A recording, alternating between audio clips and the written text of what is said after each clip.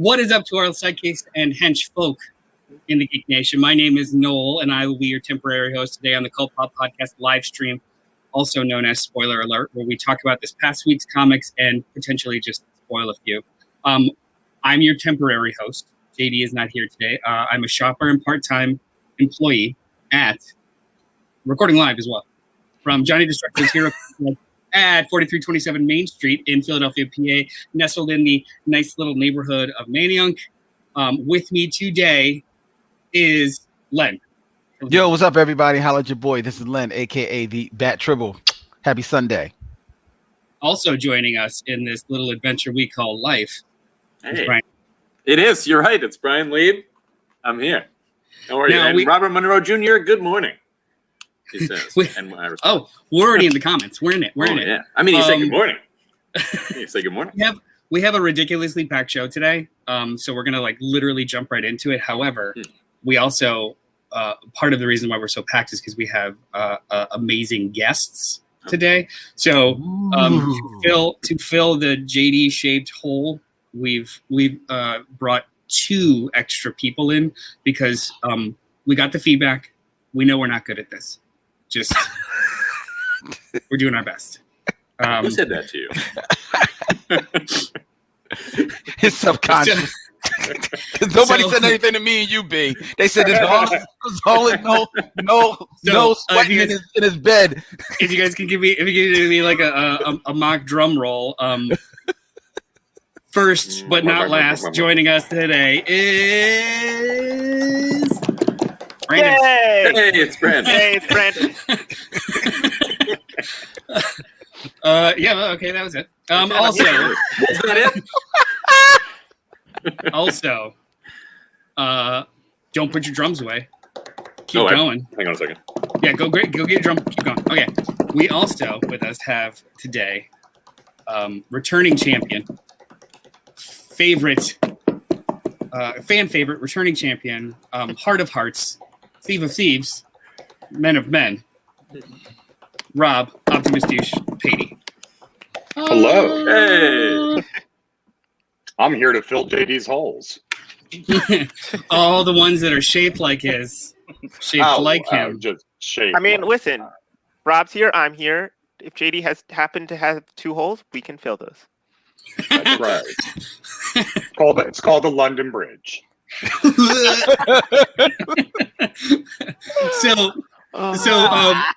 We were able to bring Patey back in for actually, Rob, how would you like to be referred to other than sex pot?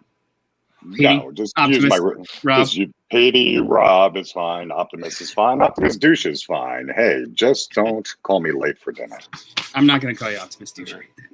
No, don't. Rob. That's fine. That name's fine. But Rob works. It's the Christian name. Rob is always in our group chat while we're talking about the show, and he has to just feel our drivel constantly and the conversations back and forth about what we like and dislike.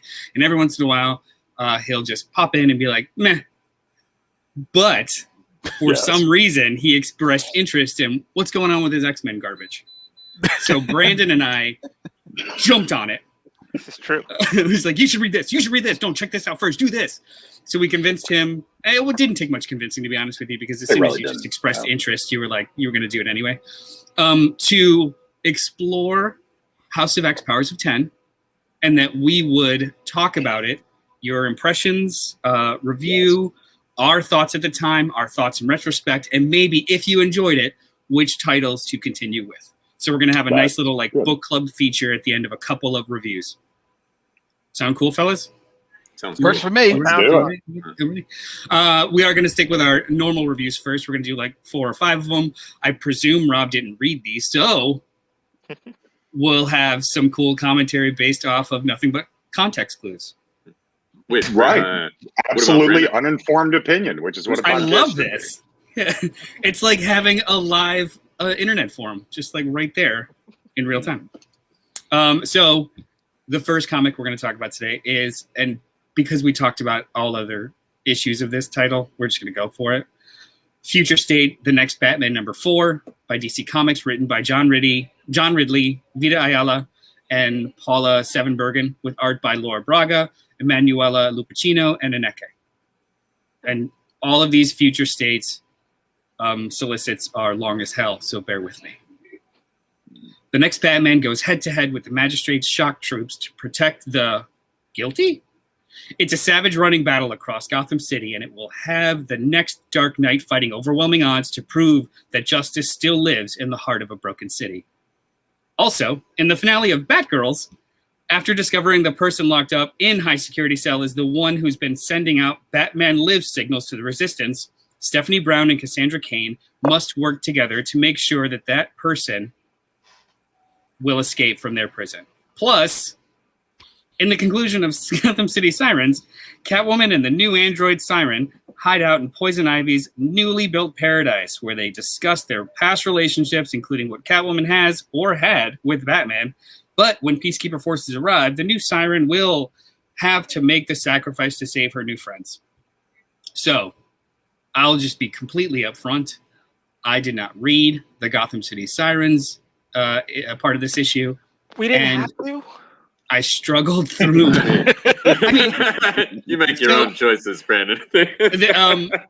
This issue just almost encapsulates everything I like and dislike about like the new sales model at DC. So I really, really enjoyed the wrap up to the next Batman. It was a really, really solid 4-issue, interesting story told with a green Batman and a moral quandary. Very simple story. The world that they built around it has no conclusion, and it's nothing but plot threads when it comes to the actual characters, and we have no next issue.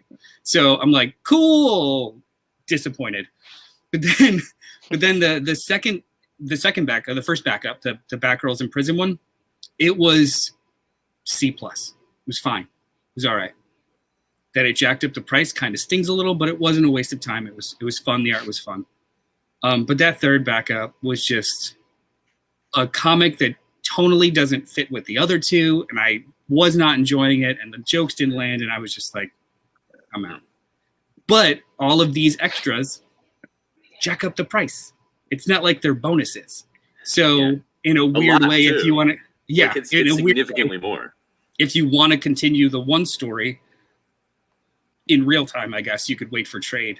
You got these other two to middling degrees of success. But other than that main story, I really, really enjoyed it. I enjoyed it just like a touch more than Dark Detective. Not for any other reason. Like the plot was better. The art wasn't, but the plot was better. What did you guys think? Len?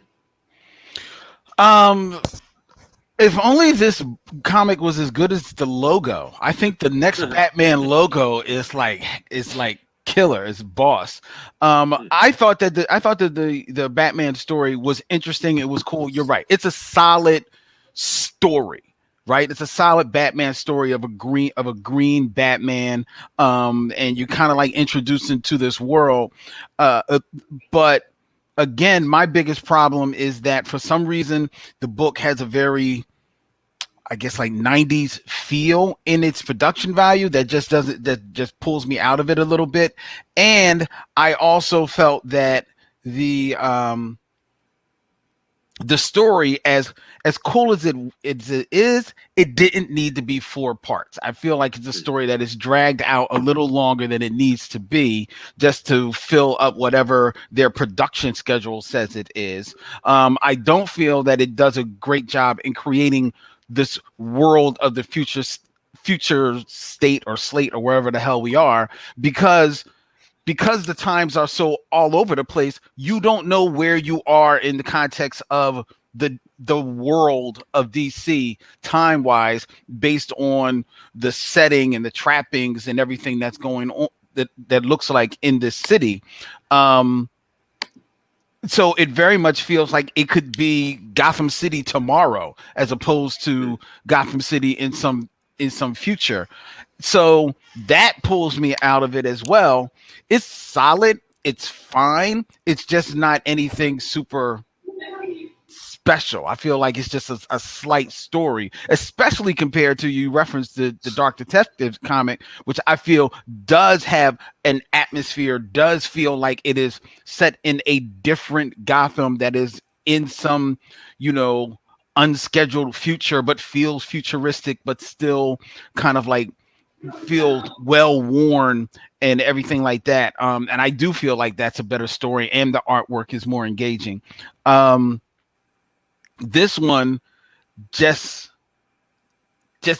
really just felt like to me. The idea of the story itself is good.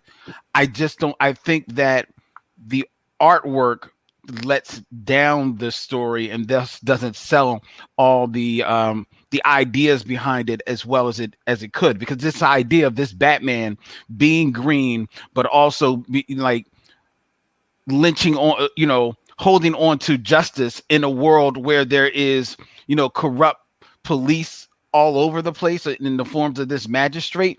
There's something to be there's something to be mined there, especially once you realize that this Batman is a black man underneath the bat suit.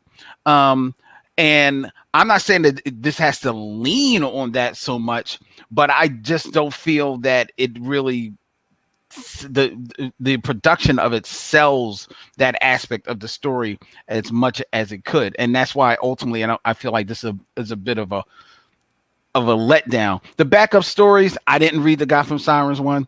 I don't know what's going on in the Gotham Sirens one. I don't care what's going on in the Gotham Sirens one.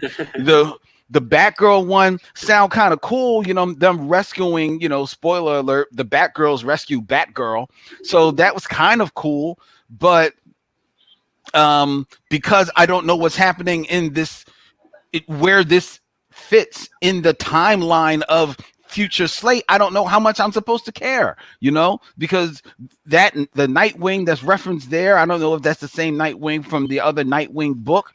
It doesn't feel like it's set in the same place that the future state, the next Batman story is in.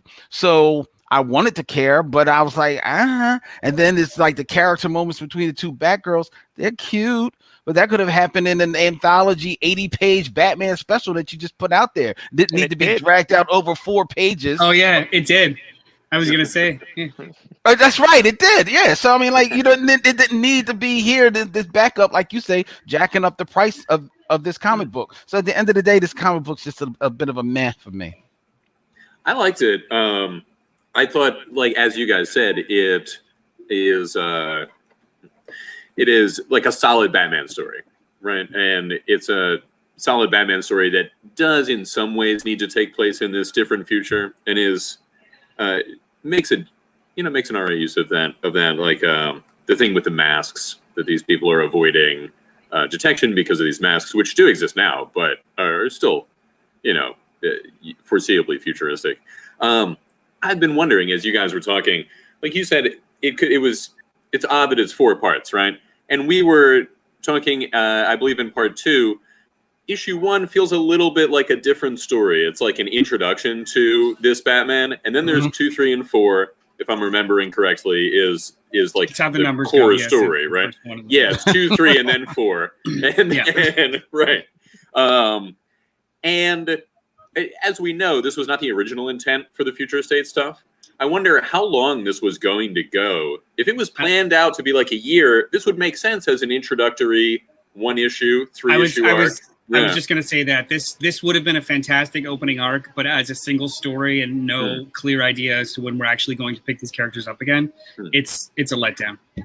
And if this was the first arc of like 2 years, sure, yeah, right. Like at the end when he has that interaction with some police officer, I forget who she is exactly, but Chubbs, it's like, it? and something like that, or Chubb, Chubbs. So it's one of those like, here's how our interaction's going to go in the future kind of moments between the two of them that often happens in an introductory arc. So I don't know. They wanted to produce these things. There are some pretty cool moments in it. Maybe it was worth it to see what was going on. But I think that's a lot of why we are noting this like window into another reality kind of story in a very real way, as opposed to most Elseworlds. This is just some other way that it could have gone. Yeah. Let me ask you this question, taking it at face value for what's here, the ride right now. is this worth the dollars that you spent? I would say, do you Main mean Future story? State overall or this particular issue? This issue in the context of, but you can't take a solitary issue in and of itself. I mean, this series. Right. Or You the mean Future this- State. this title. This Just series. this title. This title of the Future State series. Yes. I No. think it was worth it to me, but because I like future alternate stories of DC Whoa, hold characters, on. right? Like trying Hold it out was cool I for me, think- and I enjoyed it. I think the 4 John Ridley issues were worth it. They're a Mhm. great primer to this new character. I think everything else that was attached to it made it cost prohibitive to say it's worth it. I agree. There is that. Well, The backups I don't even know were if I not agree. strong enough You to got make it an $8 book. you got to land on one side of the fence, Brandon. I guess I- I would probably say I would find it like it just barely crosses the line because for me I felt the story was fine. Like Glenn was saying, as far as the futureness of it, like it doesn't really feel very futuristic, which I think again goes back to what Future State originally was going to be, because I don't think it was supposed to necessarily be in the future, and so I think the stories weren't necessarily written with that as like a main thought. It was supposed to, like, so that's why like the magistrate stuff was teased in Detective Comics and stuff like that, sort of, in that the people were turning against the masked people, but it wasn't teased that like we were going to get a whole paramilitary force.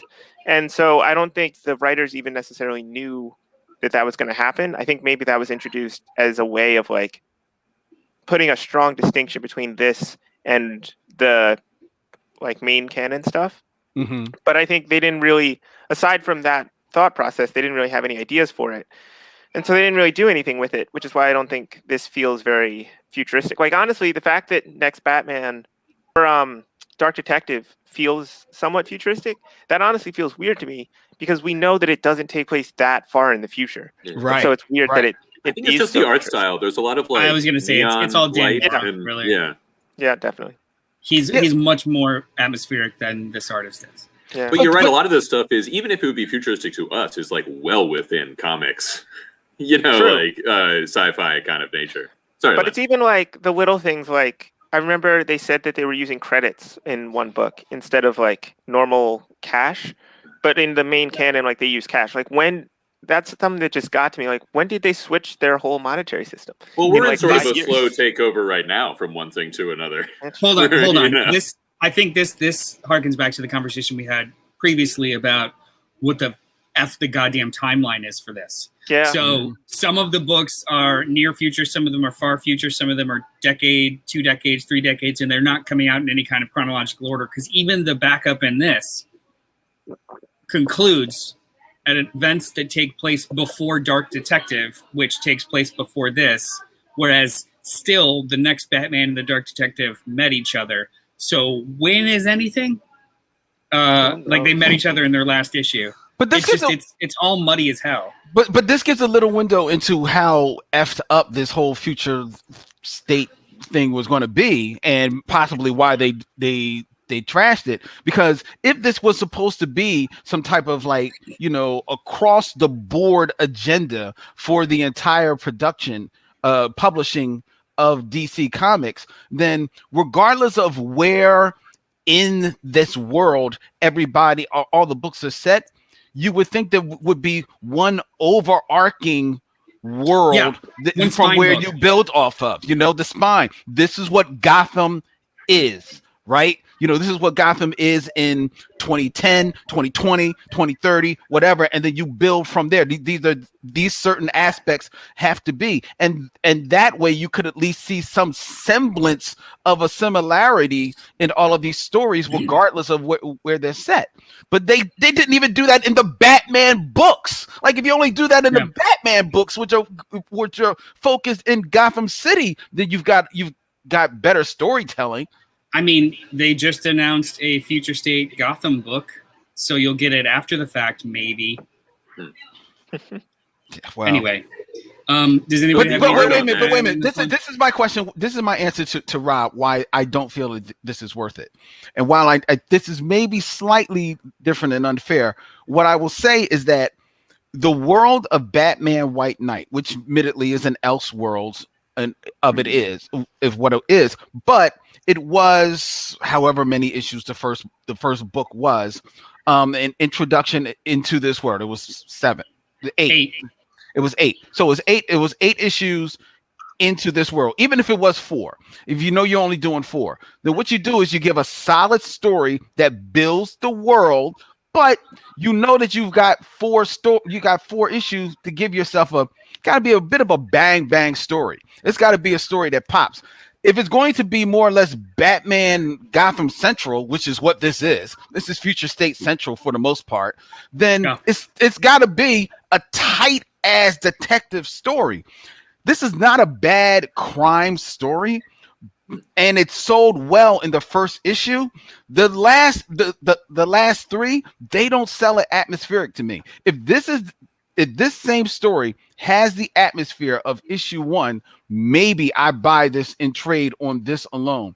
But this right here, it looks almost like coloring book to me compared to issue 1, and thus does not coalesce as one solid story or book or trade worth my buying. And it's a shame. You know, you guys are talking about trades, and I wonder if that has a lot to do with the new format for anthologies, right?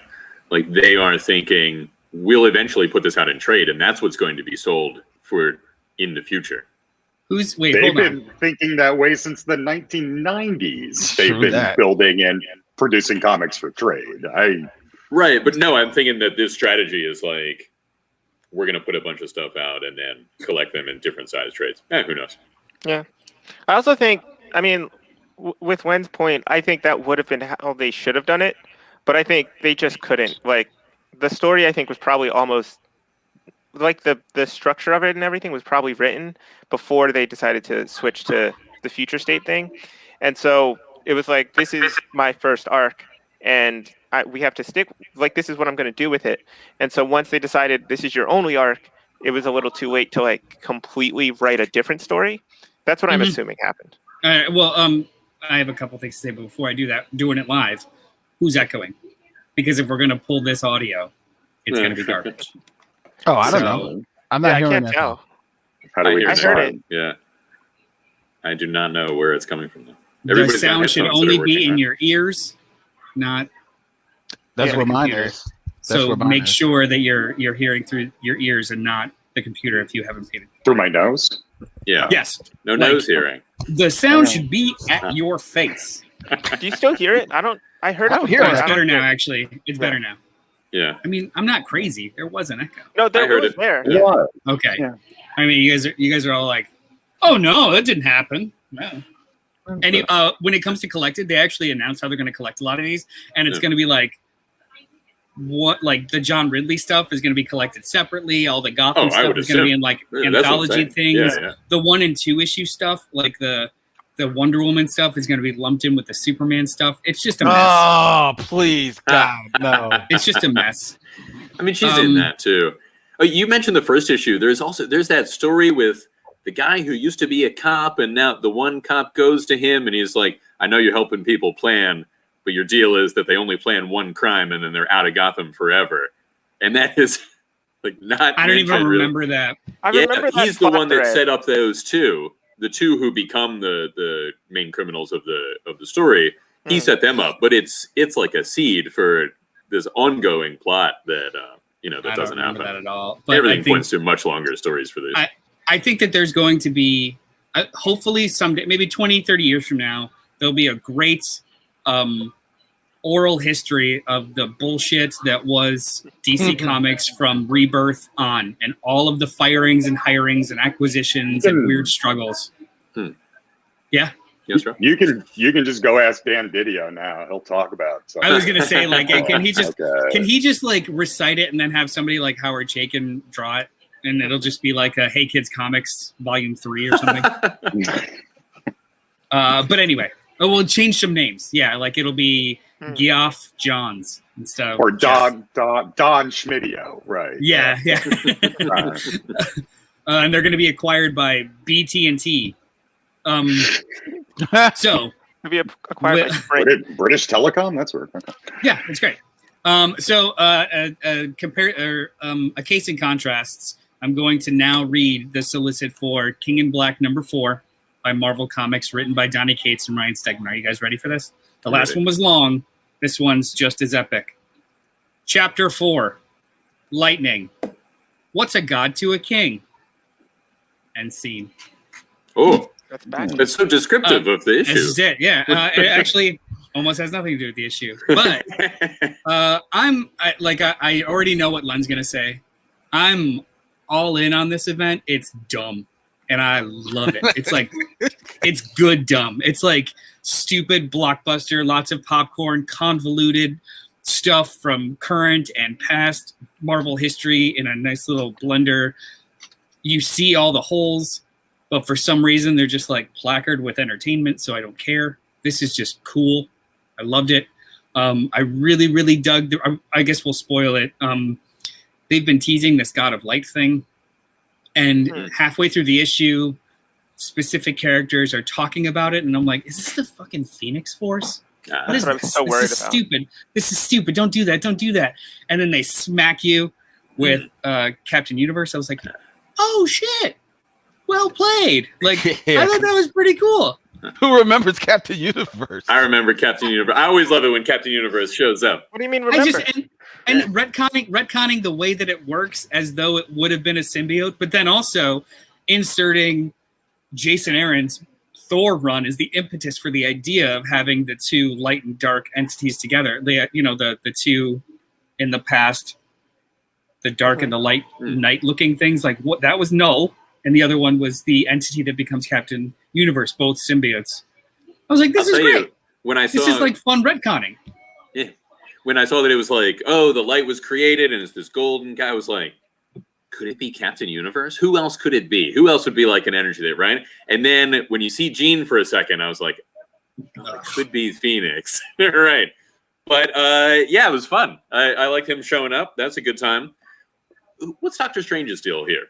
He slammed a game? Okay, so like Thor style. If anybody read Donny Cates' run on Doctor Strange, which was right after Jason Aaron's, he the first arc of it was it was like in a card game or a bet. He lost the title of Sorcerer Supreme to Loki.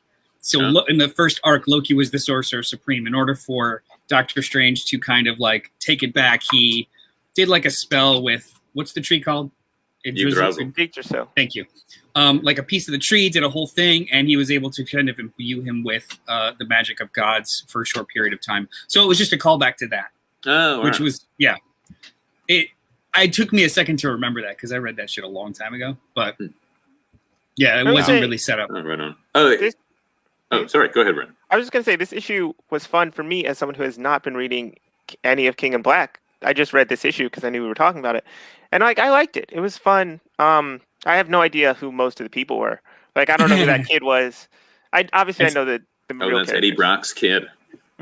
He's tied to the symbiotes. I understood that. I didn't. Yeah. They were like, "You use your powers." I was like, "Cool, I guess he has powers." I don't know what they are, but he's got them. I'm not really clear on what they are either. What is anybody?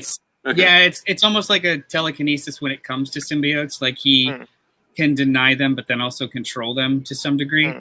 Like he's got a genetic disposition towards them, so he can like force them off people and then force them off himself. That makes sense based on what he does. But the thing to me, the Captain Universe thing is a little interesting. At first, I was like, "Cool, that's great," and then I was thinking about like the only Captain Universe stuff I've read, which is Hickman's run, or Captain Universe in Hickman's run, and I don't know. It's one of those things where like retcons, I guess they never completely work, and so I was thinking like, because like in that one it was very much the Captain Universe existed for the universe. It never implied that, like, to me at least, that it was like it existed to fight a darkness or anything like that. It was like Captain Universe is like the mother of the universe and exists as the universe itself. It also never seemed like Captain Universe was like an entity in the universe. It very much felt like Captain Universe was the embodiment of the universe itself. Well, so, that may even have been that may have been a retcon itself. That was. Because it was the Enigma Force, which is the cool line in here. The Enigma Force solved. and there probably was an origin. I don't remember what it was, but he laughs at himself too.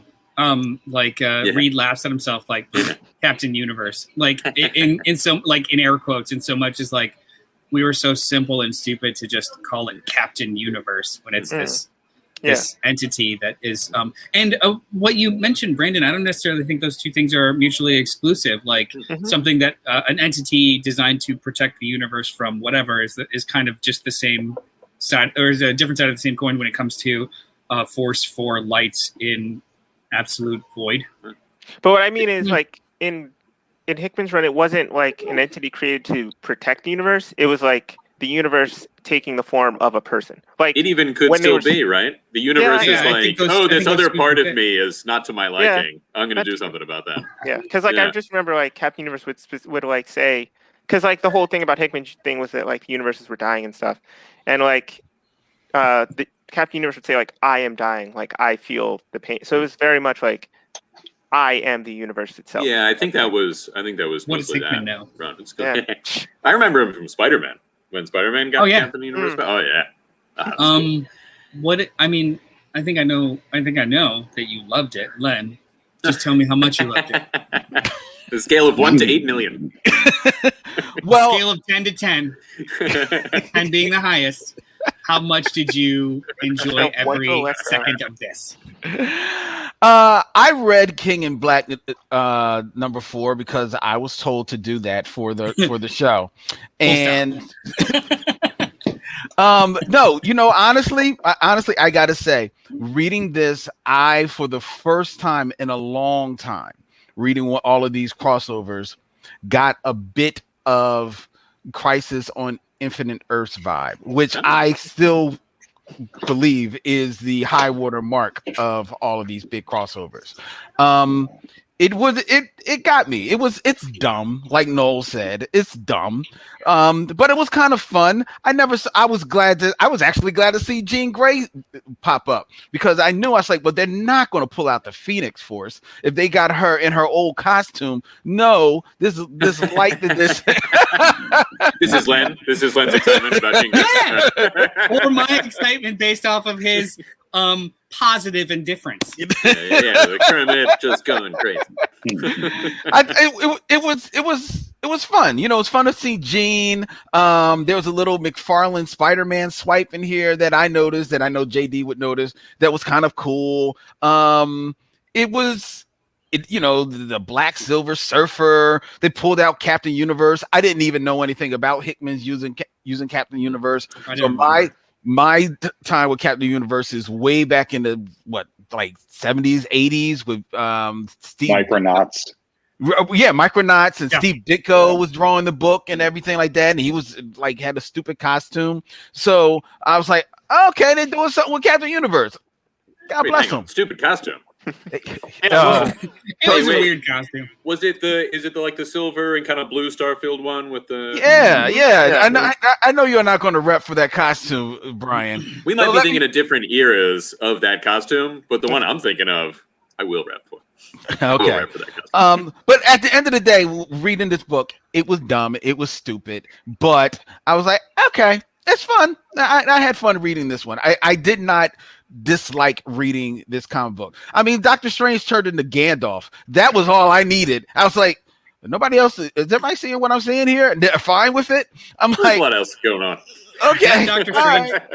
That Doctor Strange run was really fun. It was just like 12 issues of silly awesome. But anyway, it what about who gets the Force, right? Like, I didn't see it coming at all, but once it happened, I was like, oh yeah, well that makes sense. They couldn't keep him dead. Right. Well, I didn't think he was going to stay dead, but we were talking about he would like come out of the symbiote matrix in some way or something like that. Oh, and we didn't talk. I think it happened in a side issue, but they I think in Venom proper, they, how everyone that died was in the hive. All the former users of the symbiote were like, their minds were inside the hive, but they had no form. They established a way to get through that into the real world in the main book. So I was like, oh, that's how they're going to do it. Yeah. And which also means that potentially Flash is back, which I'm very excited about because cool. Flash Thompson's awesome. Yeah. But they don't talk about it in this. So I was like, oh, that's how they're going to do it. It was just another misdirect on what they were going to do with Eddie after this, which was really cool. This is good. This is good. Overly dramatic soap opera-y superhero comics, just done in a very earnest, fun way, as opposed to, too shitty.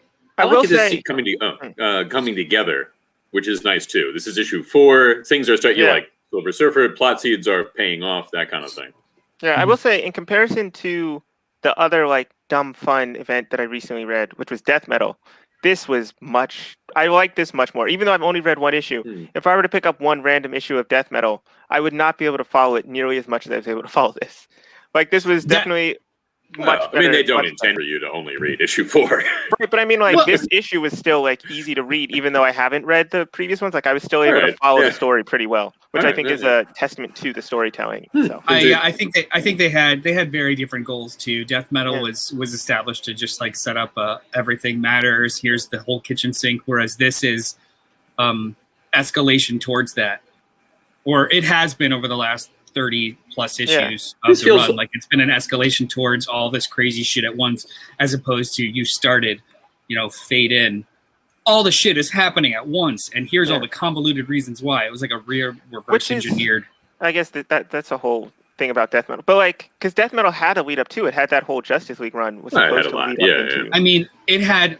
They took threads from freaking Grant Morrison's run on Batman, so it had a lot of research material that you could have explored in order to understand every facet of it better, but it was relatively incomprehensible if you were just jumping in.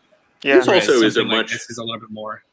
I feel like this is a much, oddly, a smaller story than Death Metal is, right? There's a lot of stuff happening, but it's an event that is occurring. It's not line wide and whereas Death Metal was a whole continuity reset kind of feel. So they just feel like different stories. This feels a little closer to Empire, where it is building on a lot of stuff that has been going on a while.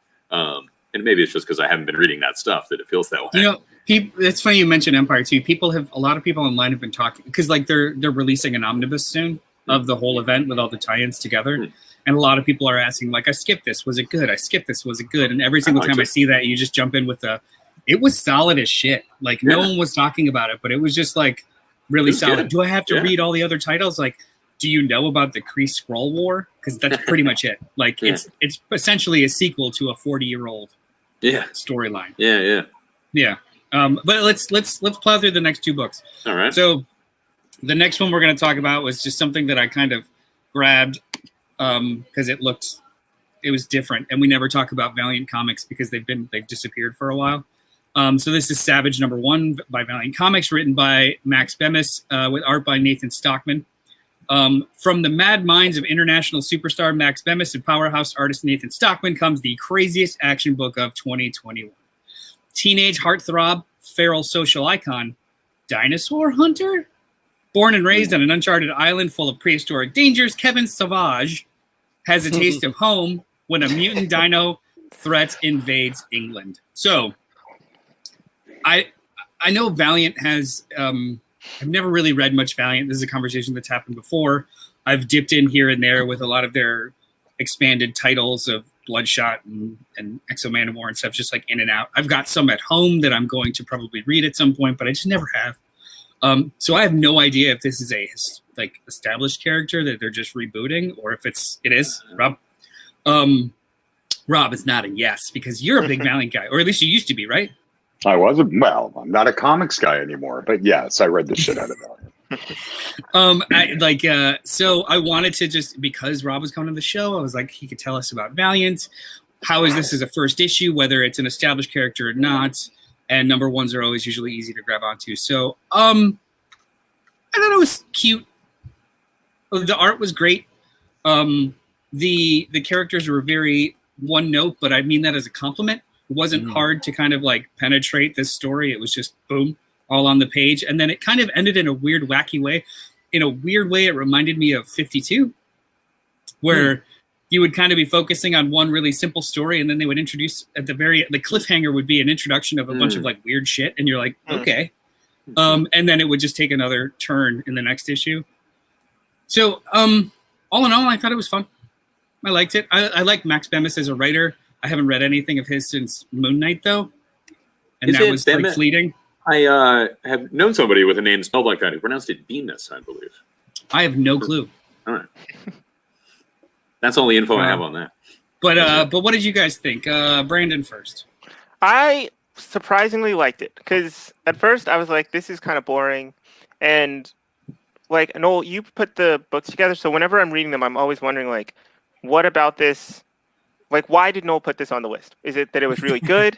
Is it that it was really bad? Like, what made Noel want to put this on the list? And now I know it was the Valiant connection.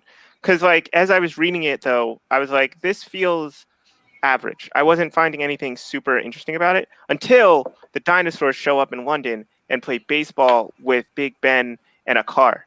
And I was like, that's interesting. And when he like jumped into the dinosaur and killed it, and he was like, I'm going to kill all of these dinosaurs. I was like, okay, this is interesting.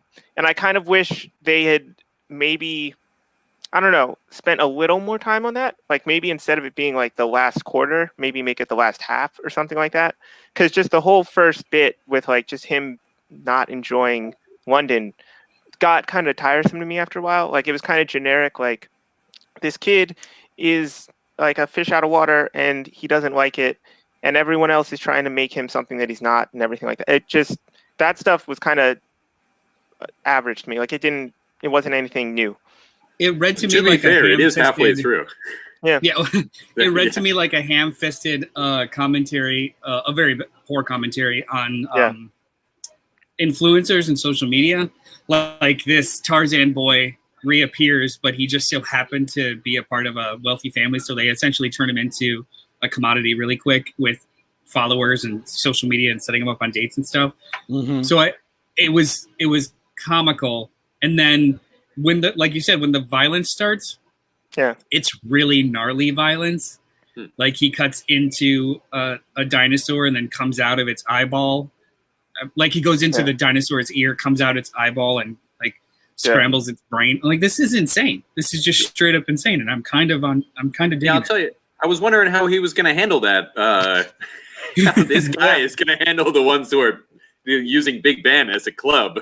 But he took care of it. I think I agree with you guys. It was like, the beginning was like, all right, this is all right. It was, it didn't really grab me, but by the end, I found myself thinking like, oh, this is interesting. There were a couple of interesting moments or like character pieces that, was good.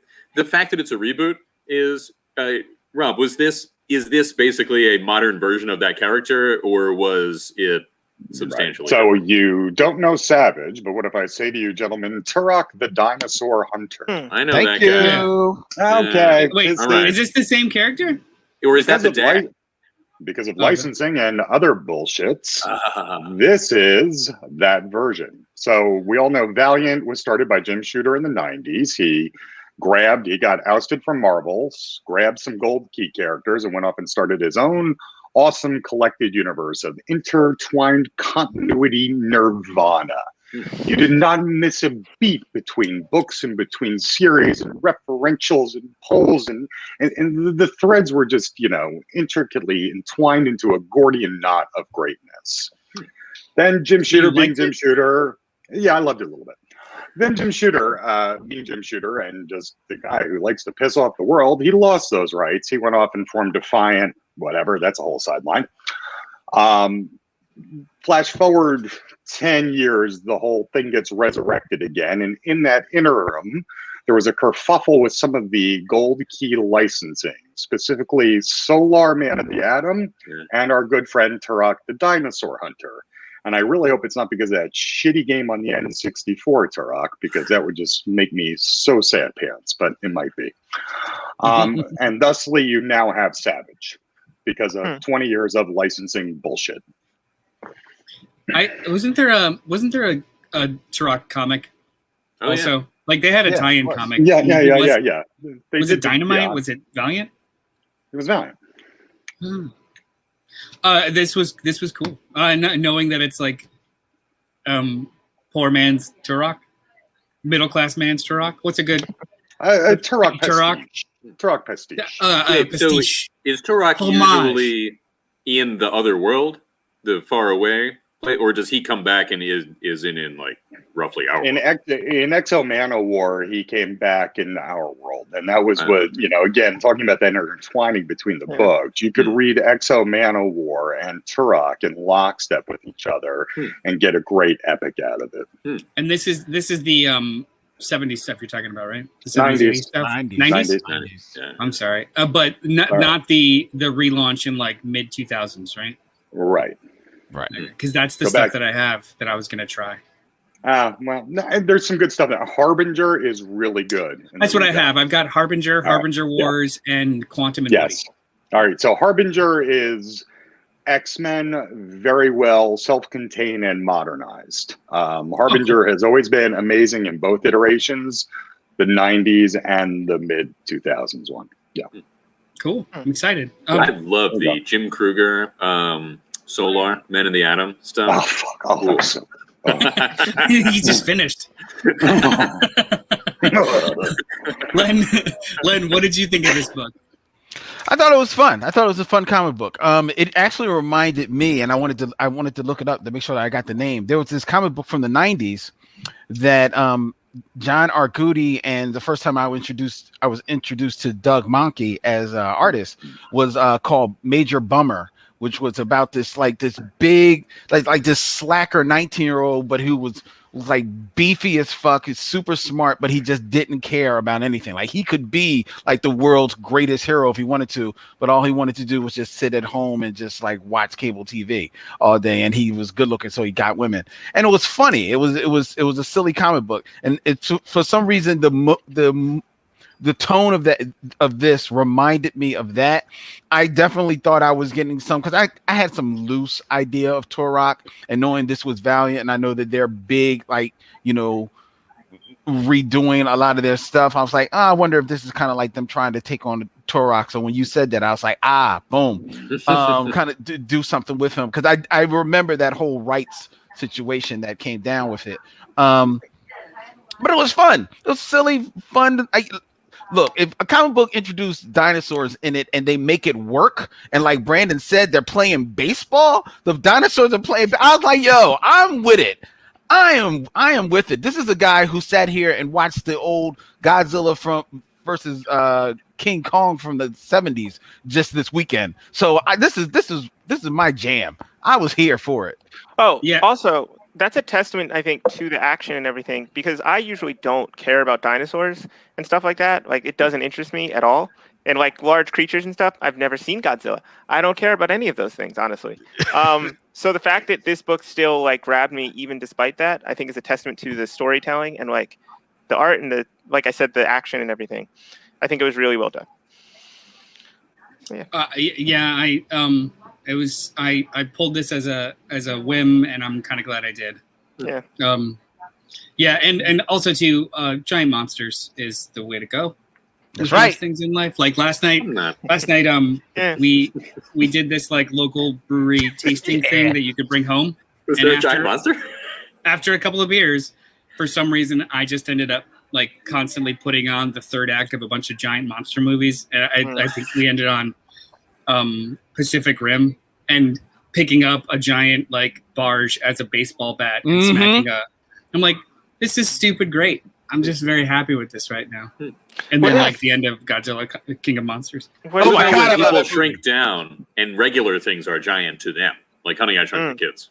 Well, you don't get the weird like lumbering speed though. It's different. There's something so funny about the end of this issue. Yeah. Like we're talking like the is anyone interested in the science people?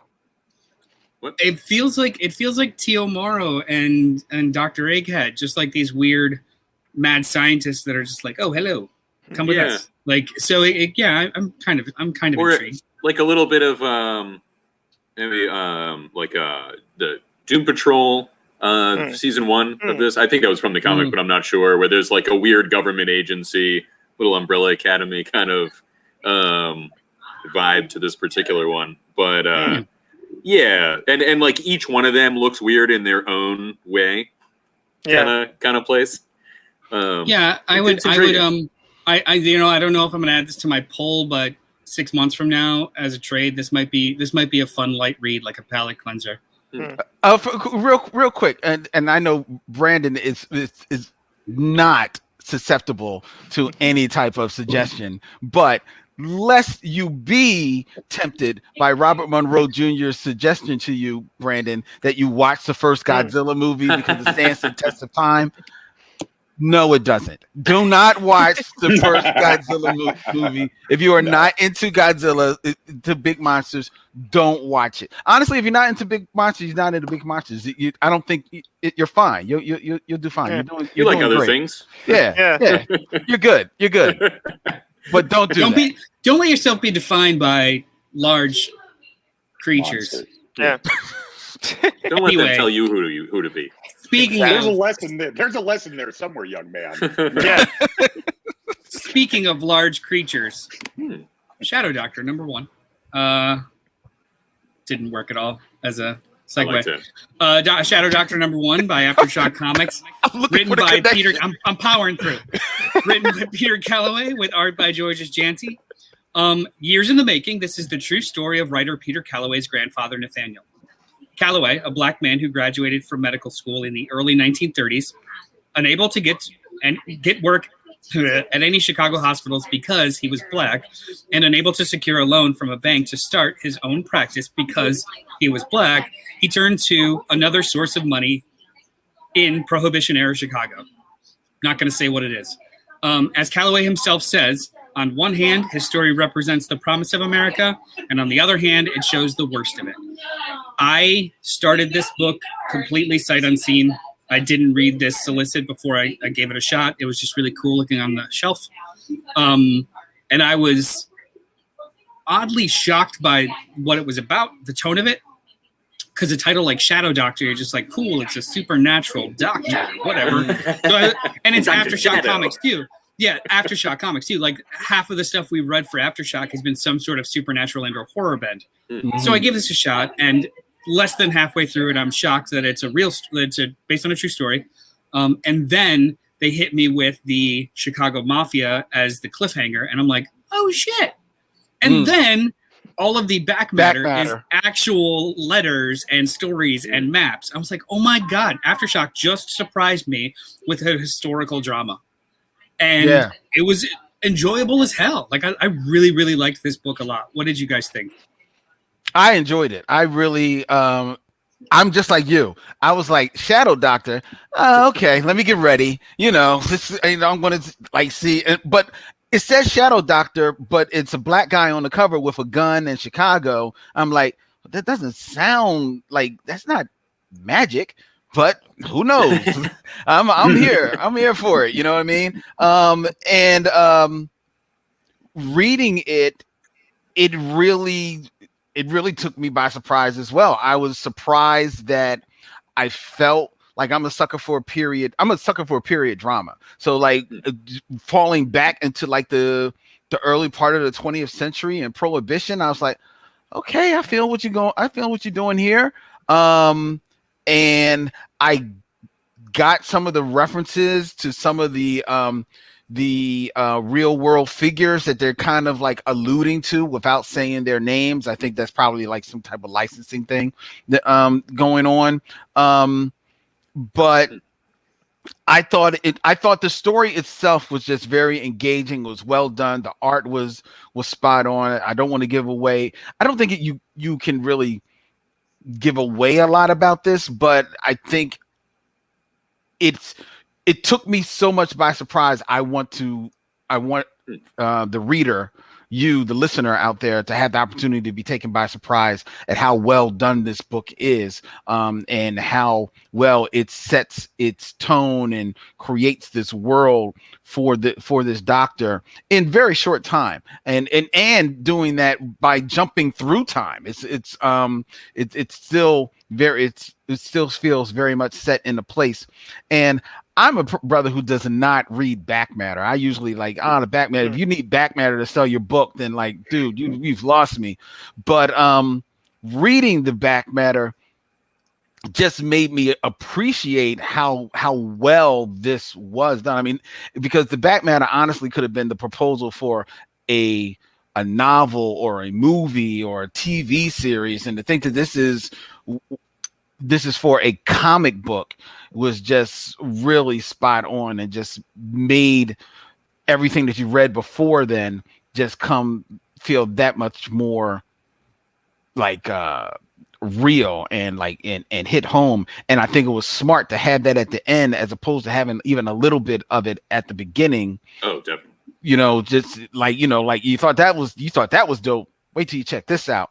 It really contextualizes it so much more, where you're like, here's the story, I have grown interested in this character, and then to see those notes is much more interesting. Yeah. I'm done. Go ahead. Were you good? Oh, right.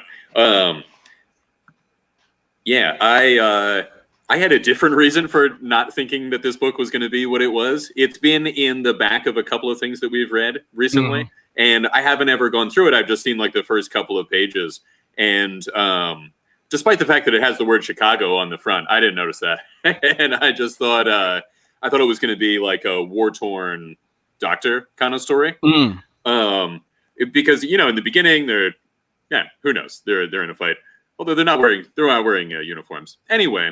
I am not particularly interested in the historical characters that are involved in this. And so I was a little surprised that when you get those reveals, I was like, oh, this really slots it into this real story that something that happened that I have no idea about. Like I've heard a little bit about those people, but I have never heard of this guy before. And it was very well told. I mean, this is not the kind of story, nothing supernatural happens, you know what I mean? It's not my usual style of comic, but I really found myself enjoying it. And the way that he speaks about, so the author is the grandson of this character. Right. And the way that he talks about him in the background, like he doesn't want to like canonize this guy or, lionize him too much, that he was a good person who also did some other things that were not good.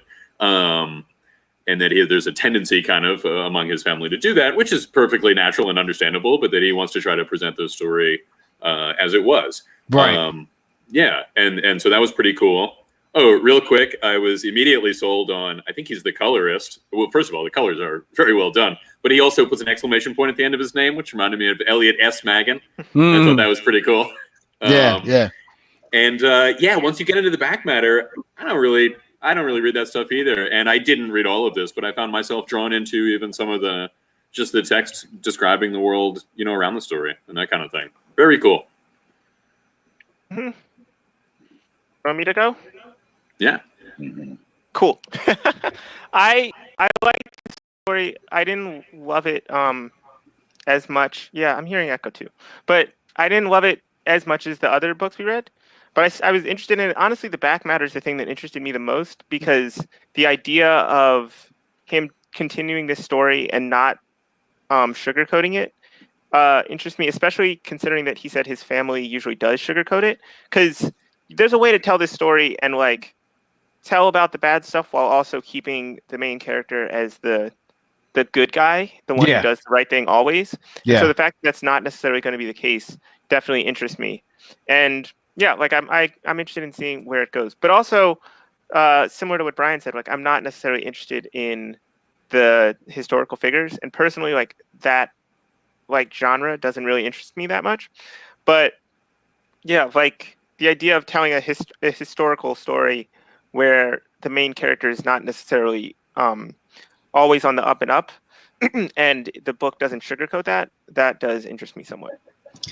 Yeah, there's a very palpable sense of hidden history about like the figures in modern history that are just never named, but they're part of the ecosystem of all these big events.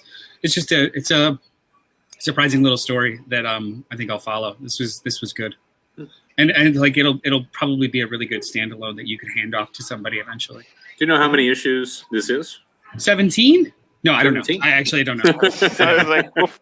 They have solicits up to number. They have solicits up to number 3, and I'll say the alternate cover for number 1 gives away the visage of the person that you Really? Yeah. Well, around. we are choosing not to that. spoil it, and it is a big reveal, but it's I could see it another way. Like, well, we really Is it? Yeah, and Yeah. honestly, too, like the reveal itself really only worked for me because I was surprised by the subject of the book. Like I didn't allow myself to be Right. spoiled by the actual description. So when you get to that point where it is a historical drama that has to do with the mafia, and you're like, okay. In Chicago in the okay. 1930s. Yeah. who could Right, it be? right. It was like for me, it was just like, it was a oh, trickle. it's a guy I've heard of. Trickle. Yeah. you know, But like anyway. that was yeah. I just wasn't expecting it to be anything that I had heard anything about. You know, Yeah, exactly. yeah. So we've spoiled that aspect of it already. So before I introduce this next book, I'm going to apologize to Brandon because I was wrong. Anyway, Teenage Mutant Ninja Turtles: The Last Ronin, number 2, written by Kevin Eastman, Peter Laird, and Tom Waltz, with art by Isaac Escorza. Secrets are revealed as we begin to discover what happened in the past to lead to this nightmarish future. The Ronin meets an unexpected new ally, but the Foot Clan begins an exhaustive sweep of the bottom to find the vengeful mutant. And what role does Baxter Stockman play? I don't know. He wasn't in this issue. However, issue number 1, I stuck to my guns and was just like, this is not Michelangelo, because the way that was written doesn't make any sense. It's a comma. Who are you speaking to? Michelangelo? Who are you speaking to, Michelangelo? Both written the same way. I read it wrong, so I swear to God, I didn't believe that it was Michelangelo. And my problem with it too was, how the fuck did he get here? Because the first issue was just a cold open with barely any dialogue or character development. It was just show, right? Which is fine. And I felt empty by that. This issue, you actually spend time in his head. You actually find out some of the things that occurred. You get a little more pieces revealed, and I just generally liked it more. I don't think the art is awesome, at least not awesome enough to warrant the 2-month delay between each freaking issue. And I hate that they depicted the turtle with no pupils in his eyes, mask or not. He's just blank white eyeballs, and it's creepy as shit. Don't like it. They always look weird without their masks, right? Well, when they depict them without their masks, usually they give them pupils. Well, They just give them eyeballs. Yeah. Now Yeah, it's that just, makes sense. you've got the white mask, and then you take it off, and it's just also white eyes. It's very off-putting. But besides all that, I enjoyed this issue. It was fun. I wish it would come in, would deliver on stands in time, but, it'll be a nice collection eventually. Another reason why I don't necessarily understand the $8.99 price point, it's at least in prestige format. But other than that, it's like, okay, cool. What do you guys think, Brian? I liked it. I've never been a reader of the Ninja Turtles comics. My association with them is mostly the show, the animated show, in the movies from when I was a kid. But I like them. And it's an interesting story. It's a cool examination of the last Ninja Turtle that's around. Things have not gone well for them and their associates. Although April is alive, they have, and he and Casey Jones have a daughter, also named Casey, which comes as a bit of a shock to Michelangelo. Babies. Yes. Well, she was. Now she's maybe in her early 20s. I'm not sure, but or teens. Yeah, it's cool. Future story involving a Ninja Turtle who is now more powerful than before. That's always fun. Oh yeah, right? that was cool. That whole backstory was really cool. And maybe that's why the book was late, because that was all Eastman and Laird. All those flashbacks and the concept of elevating or secondary mutations is one that has been explored in comics, obviously. Sure. I just don't remember it being in the Turtles. The longer they live, just the more indestructible almost they get, or the stronger that they get. So this is a this isn't just a lone turtle. He's also very damaged, but then like stronger. It's maybe just the other ones will come back. we still don't know how they died. Either way, That's true. Len, what did well, you we think? know how one of them did. Oh, yeah. In this one. Yeah. This comic was $8.99. Yeah. But it's big, like it's a larger format, and it is prestige. I'll show you. Yeah, it's like it's the super prestige format, like the Black Label books are. It's only tall, not wide, and it's perfect bound. But it's not very thick. So I'm like, why is this $8.99? Yeah, why I'm is it thinking $8.99? It should be like $6, right? $6.99 maybe. By basic rules, by basic standards, it should just be like $6 because it is nicely bound. Like I mean, because in print is good. I think the Black Label books are $5.99 and $6.99 depending on thickness. It should have waited for its brothers and sisters and just been one complete story, and then just put it out there for the $20-$30 and just boom. That's what it should have been. I mean, the book is okay. It's cool. I mean, I don't know really jack about the Ninja Turtles. I mean, I know them, but I've never been a regular reader of them. So it was kind of cool. The art is not great, but it was kind of engaging. It had kind of like, you know, the fight scenes were kind of cool, and I honestly didn't know which turtle he was. He was one of the turtles. There's one left. Okay. And I knew there was a chick, and all of a sudden she doesn't have an arm and a leg. It jumps back and forth through time a little bit, especially in the beginning. I was like, what's going on? and he's talking to himself, and the guys are there, and then they're not there. I'm like, oh, okay, I see what you're doing here. But I don't think the storytelling, chick, arm, leg, whatever. Yeah. She's calling for Casey. I remember a Casey, but there's another Casey. Oh, it's a chick. Okay. Oh, it's the daughter. All right. I can take context clues. I figure what's going on. I pick up what you're throwing down. Context clues where they say, "It's my daughter. This is my daughter. Her name is Casey." Okay. All right. Whatever. It was very subtle, but Len picked up on it. Whatever. It was between the lines. So between the lines that the lines were made of it. It was the I didn't even notice that. Thank you for telling me, Len. I didn't get that. Wait, you know, we're crapping. However, I liked in the first issue it was my favorite part, and in this issue it continues to be my favorite part. The disassociation that Michelangelo has, where he sees and talks to his brothers currently. That was the only cool part of the last book or the last issue, where he sees their ghosts and has full-on conversations with them. And then in this one, where he's making them tea and they're sitting down and strategizing. Yeah, because all of his brothers are in his head. I'm like, this is great. He's psychotic. And this is great. And that was kind of cool. I admit that was kind of cool. Like I'm picking up what's doing. It's just that at the end of the day, I'm like, I mean, like it's cool. It just didn't drag me in. Maybe it's not for me, and I would have been fine with that. But when I hear that this was $8.99, I'm like, yo, that's a bridge too far. Like this book should not be $8.99. It's an okay comic book, and I'm not saying I would have spent $6 for it, but you know, I understand the marketplace today, it probably would have been $6. But $8.99, if you paid $8.99 for this, like yo, I know Eddie hates this, but dog, hold on. I'm gonna caveat it. Then what? What caveat? Hold on. Worth is subjective. For me, $8.99 wasn't worth it. Some people online, and I've talked to them, love this book and would pay any price for it. So good on them. For me, this makes the cost of my overall stack a little too high. Yeah, but those people that love this book, if you told them that this get up in there, what are you going to do? You can pay $8.99 and wait a year for the whole story, or you can just wait a year and get the whole story and plunk down a lesser amount for that one book. They said, "Oh, I'll wait." They want to be a part of the conversation. Right. Yeah, and that's not gonna happen until the publishers stop trying to double dip, which, as we said earlier, they've been doing now for 3 decades, right? I mean, we've had this debate ad nauseum, and we'll have it again as we go through Hoxpox in a few minutes, right? Of getting it now or getting it later. And as Noel said, it's that premium, and it's not going to relent until, and maybe the pandemic showed some initial signs of this, but it's not going to relent until they stop getting double revenue from the process, which they are. Yeah. So Robert Monroe jumped in. The $8.99 price tag is the reason why I haven't picked this up yet.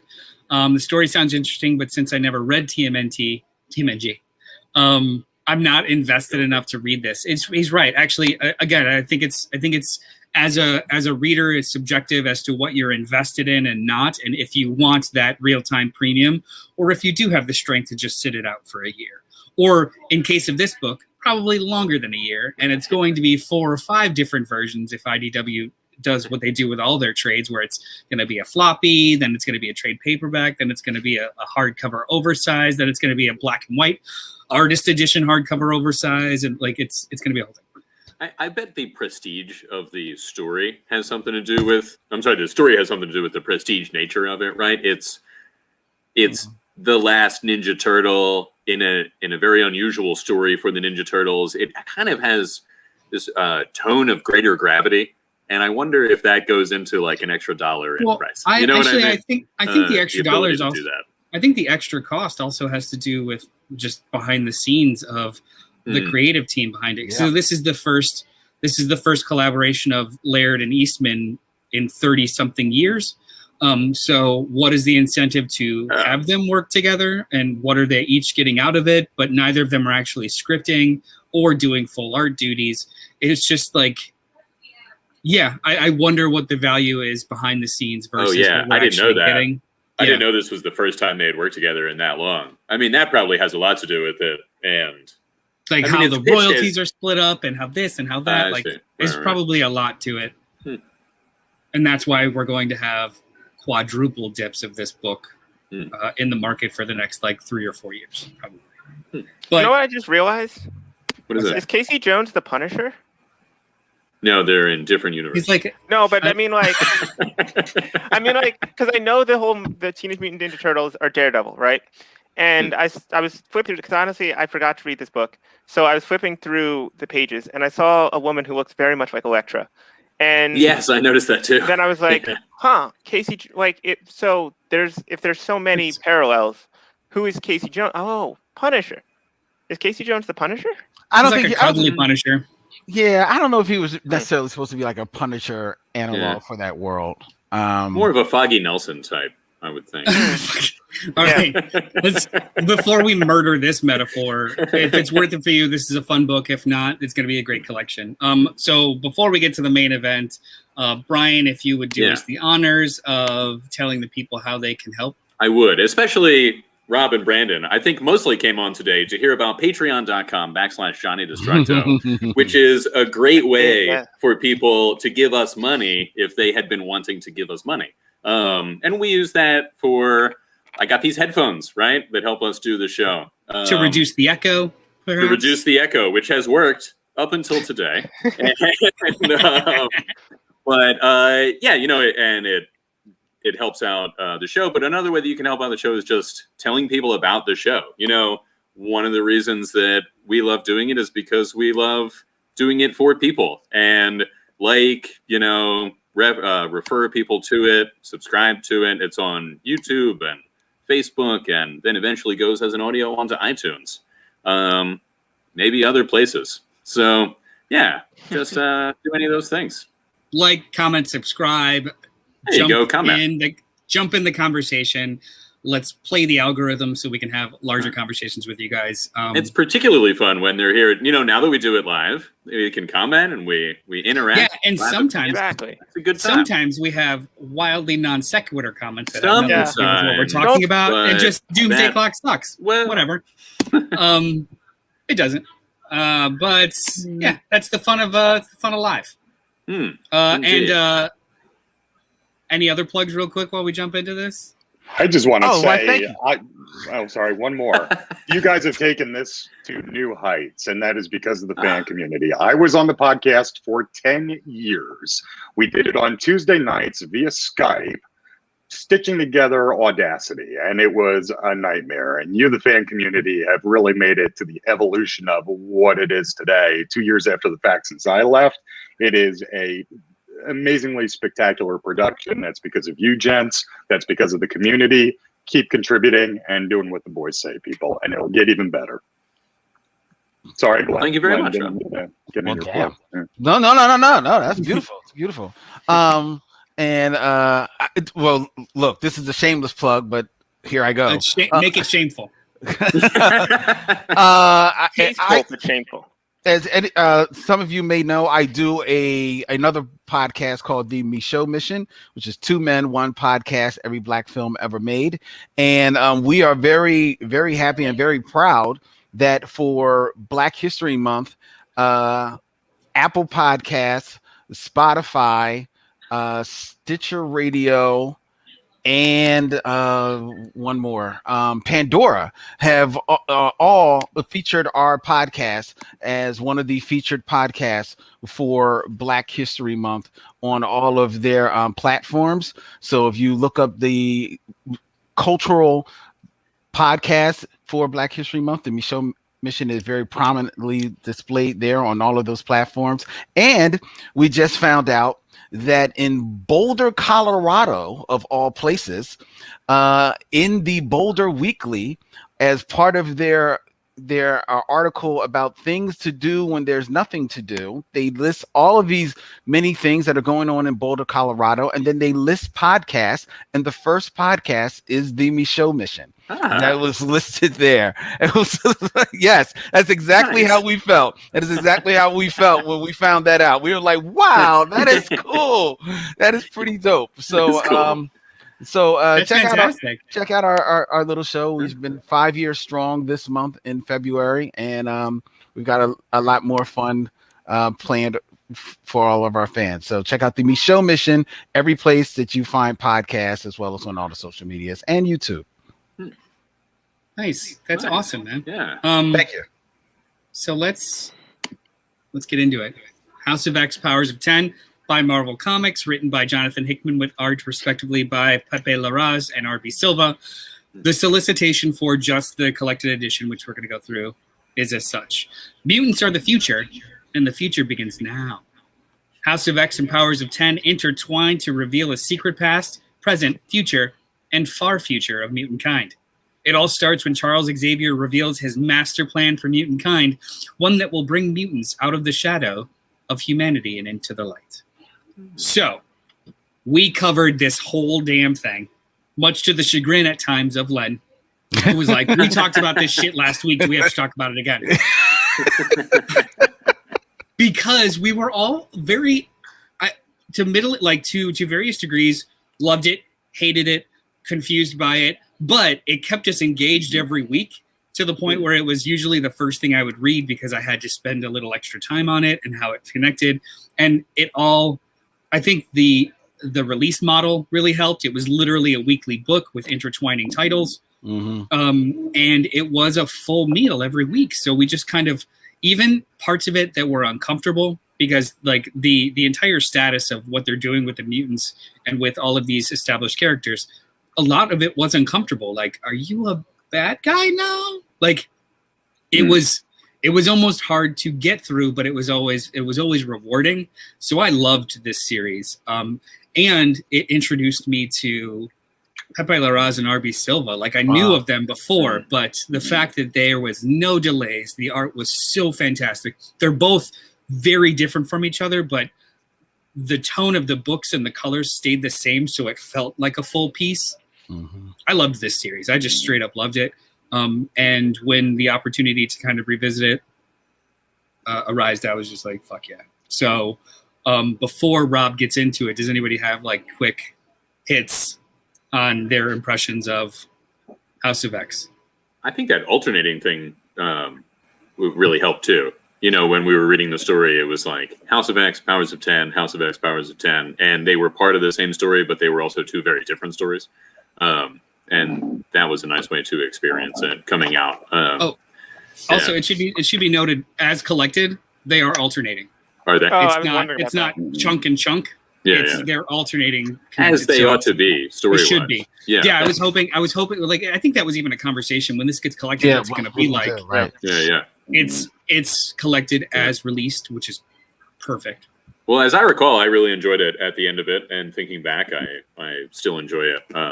I haven't read it again for this, but that's my quick thought on it.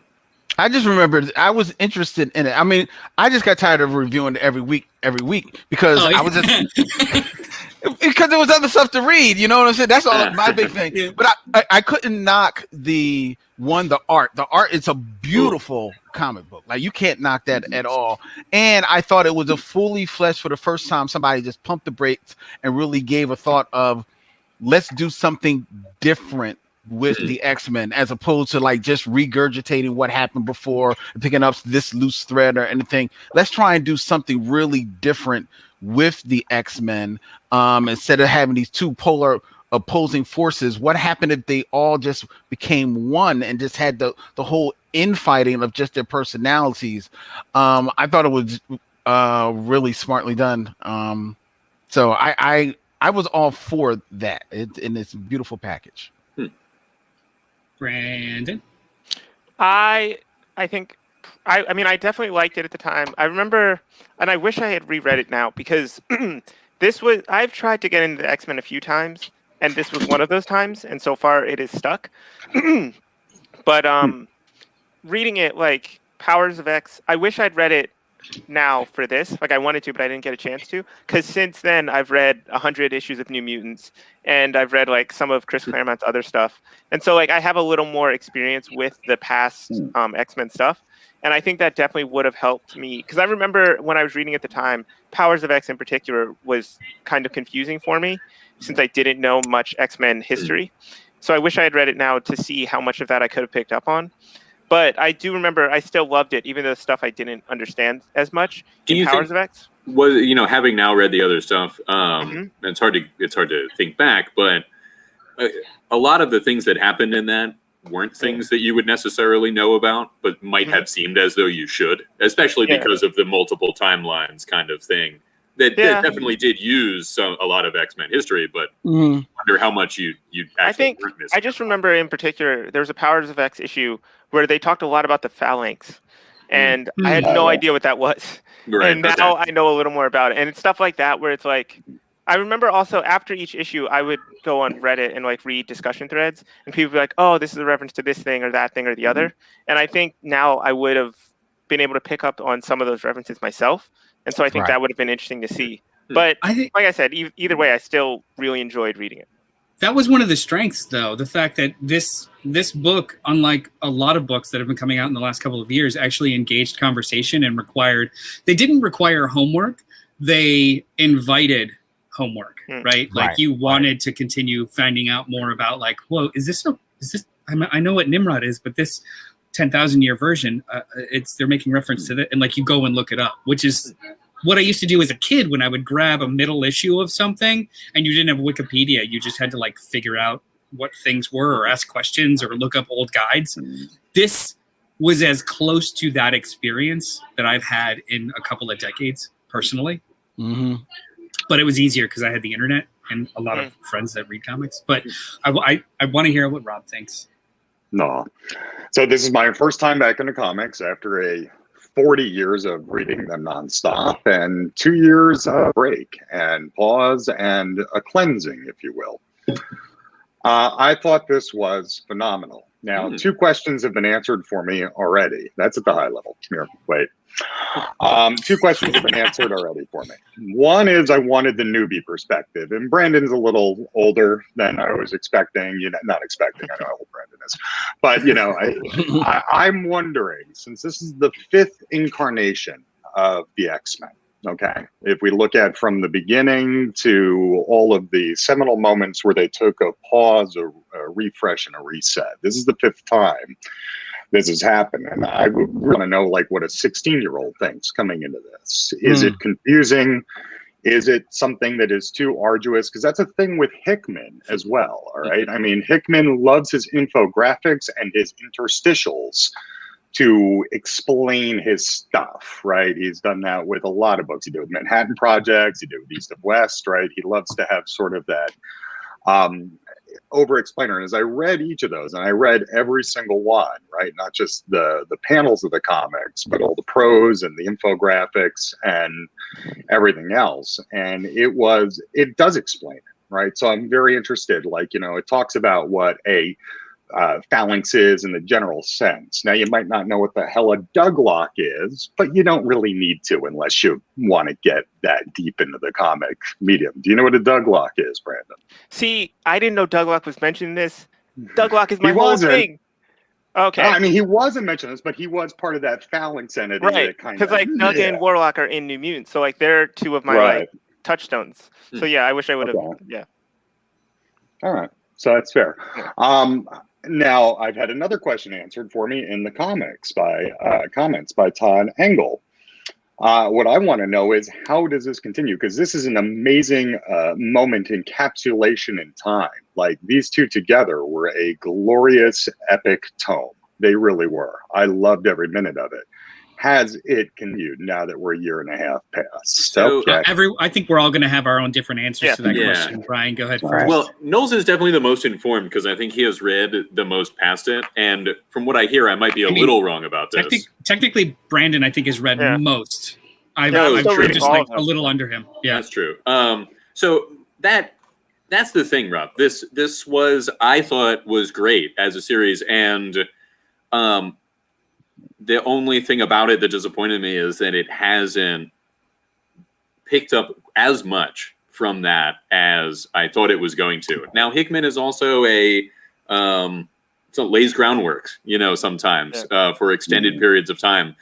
I was left with the impression that we were going to get a lot more about Moira and the fact that this is this version of this timeline, and more about what was going on in I forget which one was which. Powers of 10, I think, was the far future stuff, right? Mm-hmm. I thought we were going to get more about that, and we might, but I thought it was happening like. Next, you'll get it. You'll get it in 1,000 years, young man. You just wait.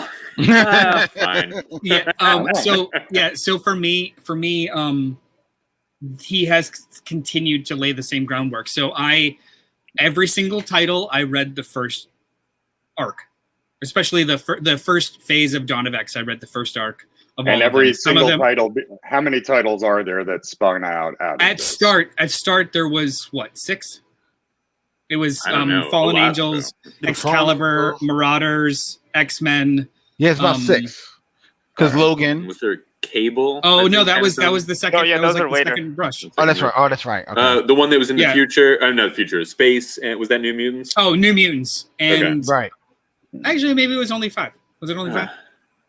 Either way, so. it was a manageable amount of story arcs, especially exploring the first one. It wasn't bad. I have since dropped all the way down to just X-Men proper, because that's what Hickman's writing. And then I will dip in for the events and the one-shots that Hickman's writing.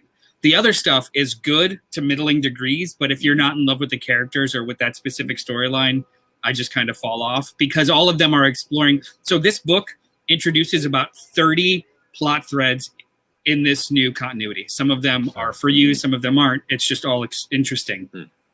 A lot of the books are pulling just one of them and going with it.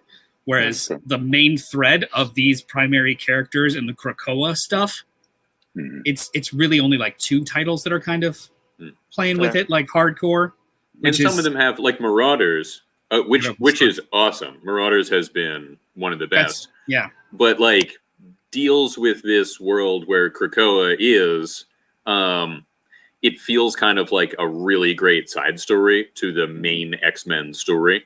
And it seemed as though everything was going to be more tightly interwoven. And that hasn't really happened. And like, I don't want to give Marauders short shrift, because it's probably the best one of the ones that I'm reading. And he is integrally involved in like Kitty Pryde is this kind of, like a roguish leader of this ship, because she can't go through the Krakoan gates, and the mystery of like why that is. So it's very rooted in the like new state of what the X-Men are. That's weird. Is it because Kitty's Jewish? Yeah. Krakoa is. Krakoa, man. It's not good. The other Jewish people are. That's a whole really great. That's actually a really great plot thread that doesn't get like, it still is kind of ongoing. But those are a lot of really cool like little things that they introduced that are part of they're the they're just introduced here, but they're part of primary conflicts and other titles. So it's all been organic. It hasn't really been shoved down your throat. When people character growth especially seems organic and it is like a highlight of the book, like a new phase kind of for this great character. Well, it makes sense. Krakoa is all about organic. When people ask, do I have to read them all? I will emphatically say no. Oh, yeah. You don't have to read them all, period. It's America. You can do what you want. Yeah. Well, you don't even have to read any of them. That's true. You can go outside. All right. The reason I asked, I mean, like to carry on the thread, do you have to read all of them? And the answer is no. Like you literally can just follow one and not worry about the rest. Two other questions I have from the follow-up. If I look back at the prior periods of time when, the 1963 X-Men, the 1975 Giant Size X-Men, the 1991 Jim Lee explosion of the titles, does this Krakoan state, this mutant state, directly affect the other titles? And do they recognize, if you go up to Avengers, is there a concern about this mutant sovereignty of land and the pharmaceutical industry? Or is it being addressed in the larger context of the universe? There we go. Give me magic. Kind of. Well, give me Wanda fingers. Yeah, it depends on the book, I would say. Okay. Because yeah. Like King in Black, I'm trying to think. That's the most recent place that I've seen any of the X-Men elsewhere. They do make mention. So like when the X-Men are introduced in other places. So there's two titles explicitly that I think about when to answer this question. One of them is like an event, King in Black and Empire.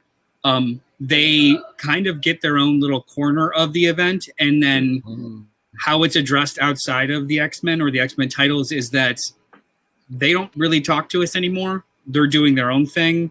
Yeah. We can't rely on them. Like the rest of the line is kind of leaving them alone to tell their story. It doesn't contradict, but it also doesn't always fully invite. So them showing up in King in Black was actually pretty interesting. And they actually in dialogue, they mention it too, like, oh, even the X-Men are here. And then I think it was the other book that I think about is it's technically an X book, but wasn't really. It was the Fantastic Four X-Men book. The crossover title. There were full-on conversations between Reed and who was it, Scott, where they were like, Reed was pretty much saying like, I don't trust whatever the fuck you're doing. Like you're saying everyone needs to be in this background. Yeah, Franklin was a mutant. A mutant. You're saying that all of these people have to explicitly be in this place, and that doesn't make sense. And what are you planning? Like, it was the first time outside of the books that there's a general mistrust for the greater Marvel universe expressed at the X-Men, because everything that's been happening is really shady, really creepy and shady. Yeah, which and that kinda, is a plot threads that haven't really gone anywhere. Well, and I do see a conflict there of character in what Hickman has done, right? Where you've always seen these forces separated throughout the pantheon of history has been the ideological lines, and to see Xavier, Magneto, fucking Sinister, Apocalypse, all sitting Marauders. at the same the Marauders. I mean, all sitting at the same table of power with one another. Is it a reflection of the time? Quite possibly, where we see in our real world ideological lines have become scattered and blurred and all that fun stuff. I wonder what the end state is, though, without that traditional conflict. And that's why I've been asking you, because I know this came out probably a year ago at this point. So what has been maybe not that long ago, a couple months. Sorry, never mind. There was a big gap. There was a big gap too. Let's remember. It's more. It's almost 2 years. More than a year. Yeah. It's been almost 2 years. All right. And that's where I'm wondering, does the book carry through and give you the same sense of conflict that we had in the past reading the X-Men when they were fighting amongst themselves? Who are they fighting now? Or what is the conflict now? Depends on the book. So there are some books where there are some books. Yeah, that was actually an X-Men. So the X-Men title actually deals with the larger universal conflicts. So they've introduced some new villains, the horticulture, which I think are great, which is essentially a metaphor for man versus nature. But then some of the smaller books are as old ladies. Some of the smaller books, taking conflicts. They're just extrapolating on the normal man versus mutant conflict. So you've got countries with Krakoa gates where all the mutants are invited to go to Krakoa. However, those countries are restricting people from touching the gates. So you've got clandestine teams of mutants from Krakoa coming to rescue, or you've got some countries that aren't willing to recognize Krakoa as a nation, meaning that they don't get their drugs. But the black market, the Marauders deals with the black market of traveling to those nations to sell the drugs. So and then also too, I think in the Logan book, in the Wolverine book, there is a drug, an illicit drug that's being made out of the flowers from Krakoa gates that is like this unforeseen problem that they didn't have. So he's investigating that. So like all of these seeds were planted in House of X, Powers of 10 that other books are pulling for conflict. There was also Ten of Swords, which for me kind of broke the momentum of the whole thing and was this whole other conflict that with like what's her name, Saturnine, who was involved with Captain Britain stuff, and so that came out of all of the Excalibur stuff that started in the X-Men title of Krakoa having a sister or a mate. Krakoa. Well, Betsy Braddock is now in her original body, and I forget the name of the character that is now Psylocke, but Betsy Braddock is now Captain Britain. So that has been kind of sorted out after decades of that being the case. I think to your point, Rob, that I was expecting it's such a different status quo that I was expecting a resolution to this story. Not yet. Not yet. And it'll come presumably, but well, there was also, I mean, an unprecedented stop in comics for some time in the middle of it, but it has still been a while, and more to the point, doesn't look like it's going to be anytime soon that these things are done. And I like the idea of it being an ongoing. I guess I was just sort of geared up for, like, this is so different. This seems like such a story that it will resolve in a more timely fashion. That was the perfect answer I wanted to hear, actually. Sorry, I cut somebody off a second ago. Oh, no, I was just going to say the things that have not been touched really at all is everything in Powers of 10. So House of X has extrapolated into now 10 other titles in various forms. House of X or House of 10 or Powers of 10, Powers of 10 has not really been touched yet. And I'm assuming it's going to be for another kind of phase of his plan. So all of these titles and everything now has been current, but Moira has not been re-established. The future stuff, which they're hinting at now with like the world of tomorrow thing that a bunch of the other X-Men have been trapped in for a while, and so they're hinting at these other future threads that the whole conceit is to avoid. But it hasn't come into play yet at all. Well, and I think you'll see the most fruition out of the 1 year ahead. You'll see a little bit of fruition from the 10 years ahead, and 1,000 years ahead. Who the hell knows? We're all middle aged except Brandon, so we're gonna be dead in 20 years. So it doesn't matter. 30 years maybe, hopefully. I'm going like 40. I need 40 more. My bad. Oh, Sean Yates mentions religious fanatics and vampires, Rob, or some other antagonists. Actually, yeah. Yeah. They've been religious. Which are pretty classic, mutant problems in the Marvel universe.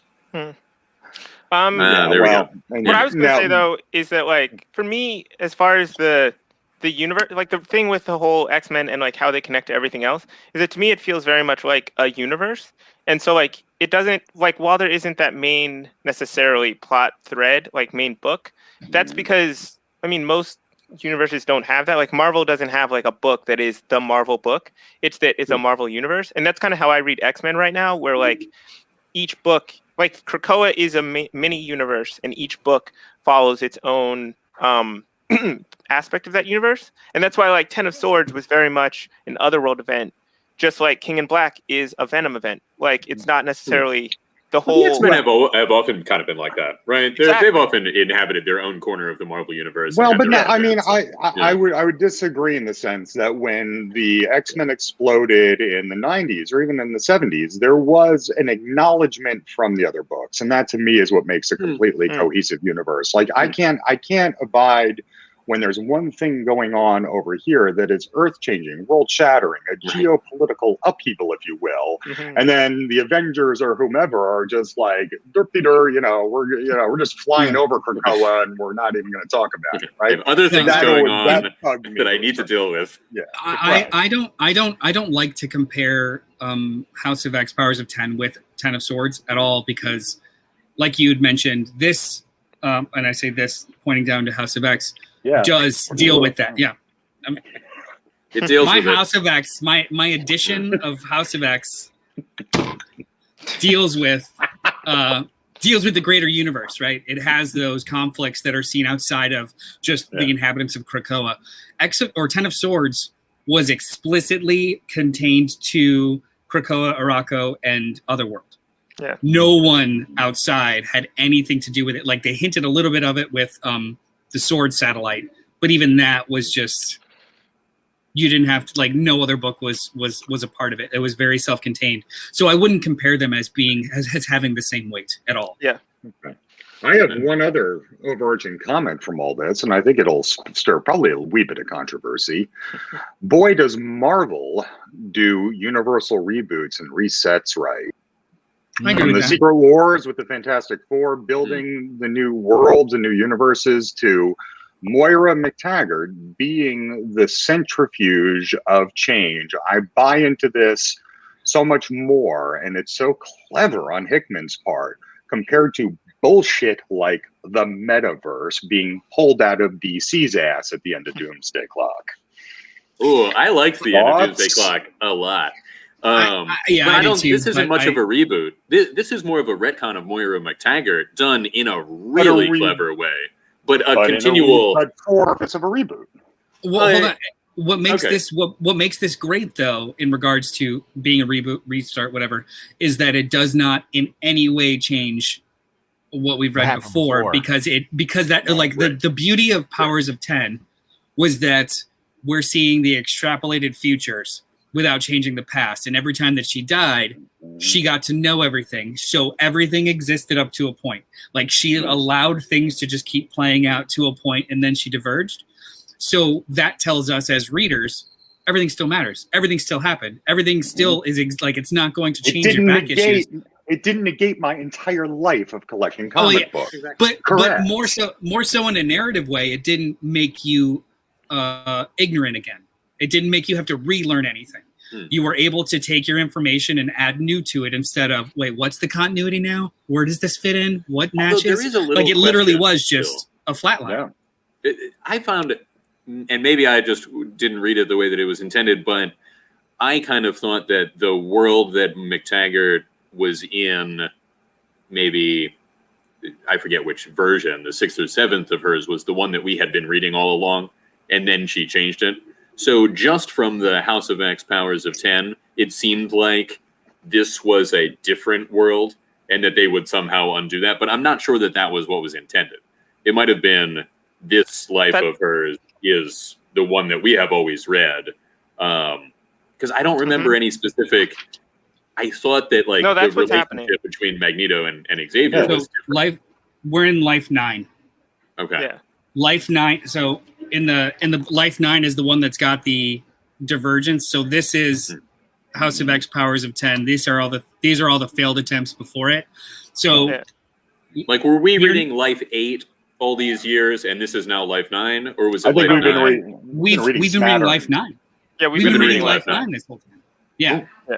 It just this grid is just to show you the stuff that we didn't read that she failed or attempted. Right. What we are in and what we've always read. Yeah. So I think there's some of that in there when we've gone into alternate futures that they then negated. You see some of that in there too. I'm sorry. With the prior lives. I'm sorry. We're in Life 10. Life 9 is what this story depicts. What Powers of 10 what Powers of 10 depicts is Life 9, where she resets here, and now we're in the age of House of 10, House of X. And if I remember correctly, this is all unknown. Some of the other prior lives is like Days of Future Past. They, I think that like Life 3 or Life 4, or like very similar thing. Yeah. But I guess it was a different one. That Xavier and Magneto were. There's at least one where they kind of set aside their differences or never have differences right from the start. But Right. maybe that was like 6 or 7. I don't remember. Yeah, and doesn't she talk about how that was is untenable? Like things that needed to be accomplished were not accomplished by them being square with each other from jump, Right. which was really. Oh yeah, she gets real Machiavellian towards the end of it too, with like, I know how to control these boys, these little boys with their toys, and I'm like, yeah, chick, yeah. I mean, they're idiots. Do it. I love this book, and I do agree with you too. Like, as far as retcons, relaunches go, this is I don't have issues with this. I think this is perfect. Yeah, it's really the excited about the panacea. again. It's the panacea of how to do it without negating the past, with integrating it so organically into the story. Where, again, I see on the DC side, it's everybody's tried to overcorrect and remove and work their way through Morrison's mushroom trip of Infinite Crisis and Rebirth, and it just keeps coming one bastardization after another. I think you mean Final. I think who did that well? Final Crisis. Yeah. My bad. Final was weird, which I'm going to reread, and I'm probably going to feel the same way about it. I still don't remember people's thing about Final Crisis. To me, it was a boring story, but it wasn't hard for me to understand. It made one of my favorite artists want to leave comic books, and he told me that kind of off the record. Well, shit. After reading, he disappeared halfway through the series, 5 issues in. Yeah, and he hasn't done interiors since. No, this isn't my story to tell. Okay. Yeah. No, tell. You're here. You don't even have to tell it. We just for me, when there are so many problems with just the production of a book, and then it switches art more than halfway. Like there were so many delays for people that were reading that in real time. The story itself wasn't difficult, but it was 7 issues that were over the course of 2 years. So the simple stuff was like, what happened? This was 6 months ago. Like it was just be a bit abstract. The original script was, as I understand, almost virtually indecipherable. And I mean, I love abstraction, but yeah, sometimes Grant Morrison can take his style to a level that is like, I am doing this thing, and it's very much this thing that I'm doing, but maybe gets in the way of narrative on occasion. Yeah, it's like, I made up a new language. Who wants to talk with me? Like, what? Right. Interesting accomplishment. Hard to read. Yeah. But you know what? And there's a hard work to that. But you know what? Hickman doesn't this, right? He comes with a whole new language for Krakoa, but it's doing the hard work of actually creating the language, where on the Morrison side, it's just he pulls something out of his asshole and says there's a new language, or, a sponge is a universal conduit to your happiness of Zen, right? Well, and this new language is different characters, right? So you don't actually have to read it. You can't read it, if I'm remembering correctly. So it doesn't slow you down because there's no chance that you can read it. They say that, but then they give you a whole dupe translator halfway through the thing. They give you a whole lexicon for the characters. The homework was done for this. Like everything is designed, from the language to the map, the topography, the houses, the hierarchy, the structure. Like it's the timelines. This is like a research paper folded into a comic book, and you don't have to read it all. But if you do, it's another level of enjoyment on top of it, and it's great. Yeah. And simply what we do, Noel, is our day jobs from a marketing perspective. I've always been entranced and enthralled by how Hickman does the graphics. I mean, I've always felt that they're just phenomenal. Yeah. His shit is so simplistic, but so perfect. It's ridiculous. Like, yes, it's all circles and lines and specific gradients that he uses. It's not revolutionary, but it's just functional. It's incredibly functional. Yeah. I remember there being a really interesting typographical thing about halfway through one of the series, and I forget what it was. It's something dealing with Xavier, or it changed his type. It was a big, kind of across the page, and that's all I remember about it. But we were all impressed when it happened. So, everything has gone through him. From the plots of other books to just the design layout of these hardcovers and stuff. It really is a complete package. Like, I love that Marvel has given him carte blanche to do everything. again, even the trade dress of all the books is approved and designed by Jonathan Hickman. Yeah. It really is as cohesive as it could be. Yeah. I wonder how they're going to integrate it into the other mediums. Like, will we see this or will we see the X stories of old? Yeah, and that goes back to that question of, and again, Brendan's just a little too old to really have me ask this question, because when I got enthralled with the X-Men at age 15, it seemed like a much simpler time. And I wonder, will new comic fans be able to latch onto this, or if you had to have that historical context to really understand it? I don't know. Yeah, that's my thing, is that, like, I've seen a lot of people say, like, if you want to get into X-Men, pick up Powers of X, House of X. And to me, I don't know that this would be super like digestible for new readers, especially if you've only maybe seen the movies or something. I don't know that this would be enough for you. I would say this is the second thing you should read. A modern audience. What should you jump into? I would probably, I mean, it's problematic creator aside. I would say read Astonishing X-Men, and then you could jump into Powers of 10, House of X with some sort of baseline understanding. Huh? Grant Morrison's X-Men was pretty good too. Okay, a lot of that was. Go ahead, Noel. Sorry. Oh, I was no. That wasn't even me being mad. That was me being like, was it? I mean, I read it, I loved it, but it was all over the map. It was a lot like this. This is a cleaner version of what Grant Morrison tried to do. So if we're talking about not like being an impenetrable thing to get around, you want to prime them with Astonishing X-Men, which is literally a back to basics story that's all character focused. And then you jump into this where some of those characters have a completely different setting and life, and you're good.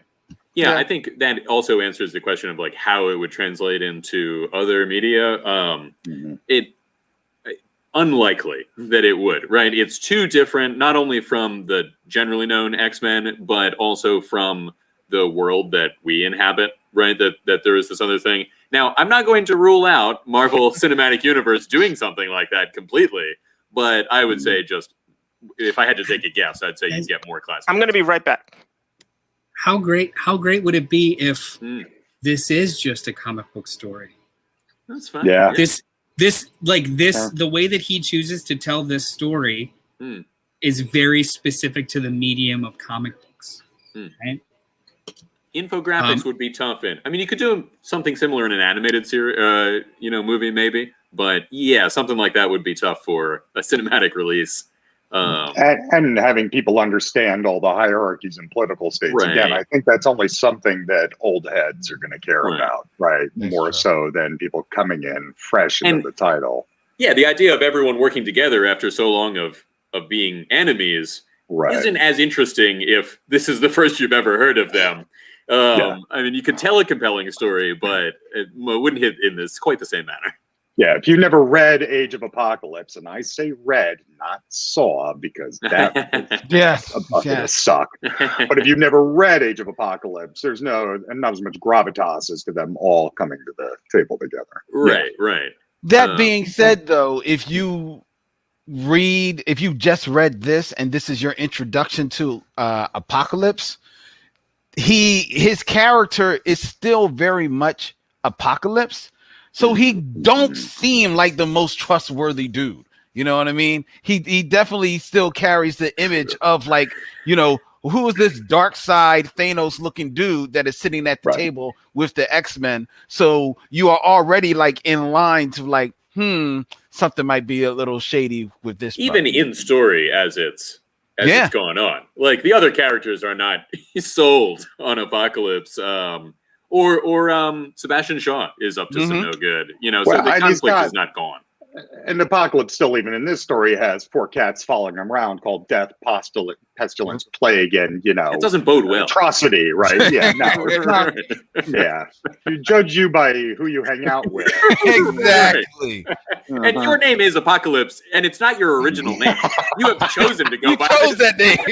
Right. You changed your name. Or God forbid you were named Apocalypse, and that's what your parents thought of you as a baby. That's the problem too. I mean, I was just thinking of like, I don't want to spoil Ten of Swords, but I guess it's a minor thing.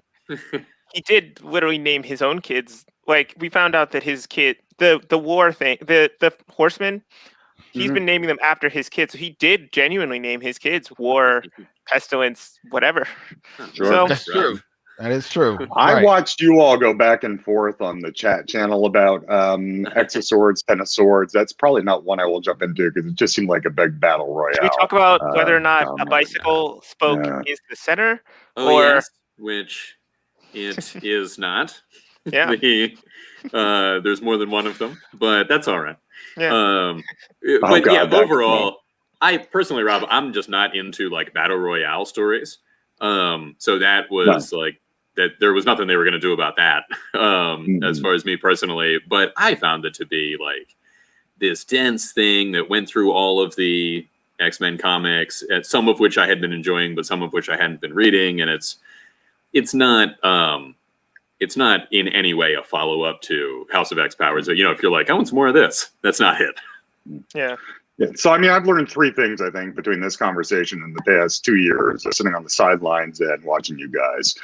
There's not a hell of a lot out of DC I'm going to get out of things right now. I do want to dabble again into the X-verse, I think, and I think I'll go with Noel's recommendation on that and get me some hardcovers. And then dabble again in the indies, like, you know, Aftershock greatly intrigues me, right? I loved Animosity before I went on my Sojourn, so I will possibly take a dip back into that. Decorum reminds me a great deal of the futurist parts of Powers of 10, both in the artwork primarily, but also just in general. Noel's recommending Alienated, which I didn't read, but those guys really liked. We Live has been very cool. Another future, multiple apocalypses have already happened, and now we're here kind of story. Did I miss talking about X of Swords, Ten of Swords? I heard the Battle Royale. Just very briefly. Yeah, a little bit. I gotta say, again, they're not compared because that was it was enjoyable for what it was, but those are my worst, those are my least favorite kinds of events. Me too. Where there's no real spine. It's just follow these 15 books you might be reading or might not be reading. Enjoy the context, the out of context part of the story it plays, and it's a chapter.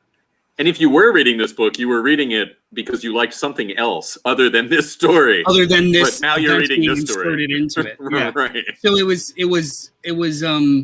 cohesive. Like it wasn't off, but I got away with just reading the book I already was reading, and then just the one shots. So It's out of a words like 22 chapter book, I read 4 issues of it, and I was fine. At this point in time in life, my age, where we are as a society with all the mediums of entertainment that we have to imbibe and at the low cost we have to imbibe them in, it was okay, good enough. I wouldn't recommend it for my mother, but since I have eyeballs, I read the thing. Is not good enough for me anymore. I had this Then you've gotten the right impression from us then. You mean the kind of phrases like it gets good in season 3? Those don't incite you? Right. It's, you know, there's other things that are good from the get-go to the NZ that I will partake of instead.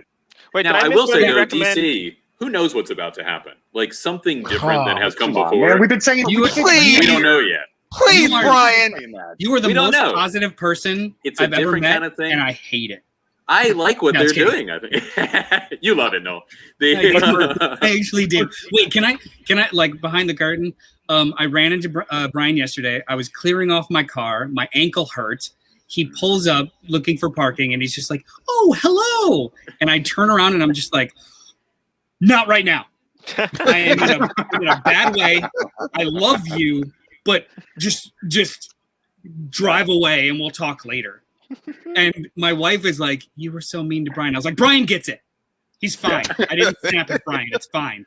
So then I text him later. He was like, "Oh, I had no idea. You told me exactly what you wanted." And I left. I was like, it's reasonable. You know, if you're upset about something, it takes all you can to just be like not yell and just be like, "I don't want to talk right now." I've been there. I didn't take it as a snap at all. That was like I was just like, "Oh my God, we're friends. We're such good friends that I could just be with and not like facade it and be like, I'm having a really bad moment right now, Brian. I'm not going to give you anything good. Afterwards, I was like, how well would society work if people could just do that? And nobody took it the wrong way, you know? And in case you're wondering, I also offered you a small shovel, which, you know, I'm sure everybody is interested to know. So that was a real offer. That was not a joke. To your offer, I said, nothing will help me now. And then after you left, I took the scraper I had that wasn't working, and I broke it. Oh, no. I actually slammed it on the ground and broke it intentionally because fuck that scraper. I hear you. But, Rob, you were saying something? Just, I gravitate to Brian at every JD Life event I've been invited to. Brian and I gravitate to each other, and we go, oh, we should do this more often and talk more often. And I love his cherubic optimism. You are being forgiving, though, for 10 years of abuse from DC. They've been trying to figure their shit out since 2011. I fell off of New 52 to be it, just to be clear. But yeah. But I appreciate the other nice things that you said. That was like, in hindsight, that pretty much was the striking point of things just falling apart. Now, everything that came out of New 52 wasn't bad. There's actually some really great like single titles that kind of followed through, but they were never given. They were never propped up by a strong line. Like if anything, they were just the books that made it through, as opposed to the books that excelled, you know? Yeah. They tried to be everything instead of growing organically. And I'm going to say that's going to be the problem from day one, was that because of the media companies, because of the royalties, because of your licensing of other toys and properties, you could not build the universe organically. They had to have their cake and eat it too. They wanted a complete refresh, but at the same time said, no, don't forget this. You know, Batman's had 4 awards over the past 4.5 years. Yeah. Like, what the shit? He's collecting kids like, you collect fucking Pokemon. Okay. I mean, these are children. He puts them in little balls. And he's bringing in a new award every year and a half. Okay. I mean, that is just stupid. That's an awful success rate. Right. I know. And they keep giving him more. Only one of them died. Yeah. Well, if it's like school, then most of them just graduated in a year and then he got a new one. It's true. Hey, adoption. The one that died. Adoption agency. Can I please have it's the new year. Can I have another 15-and-a-half-year-old boy?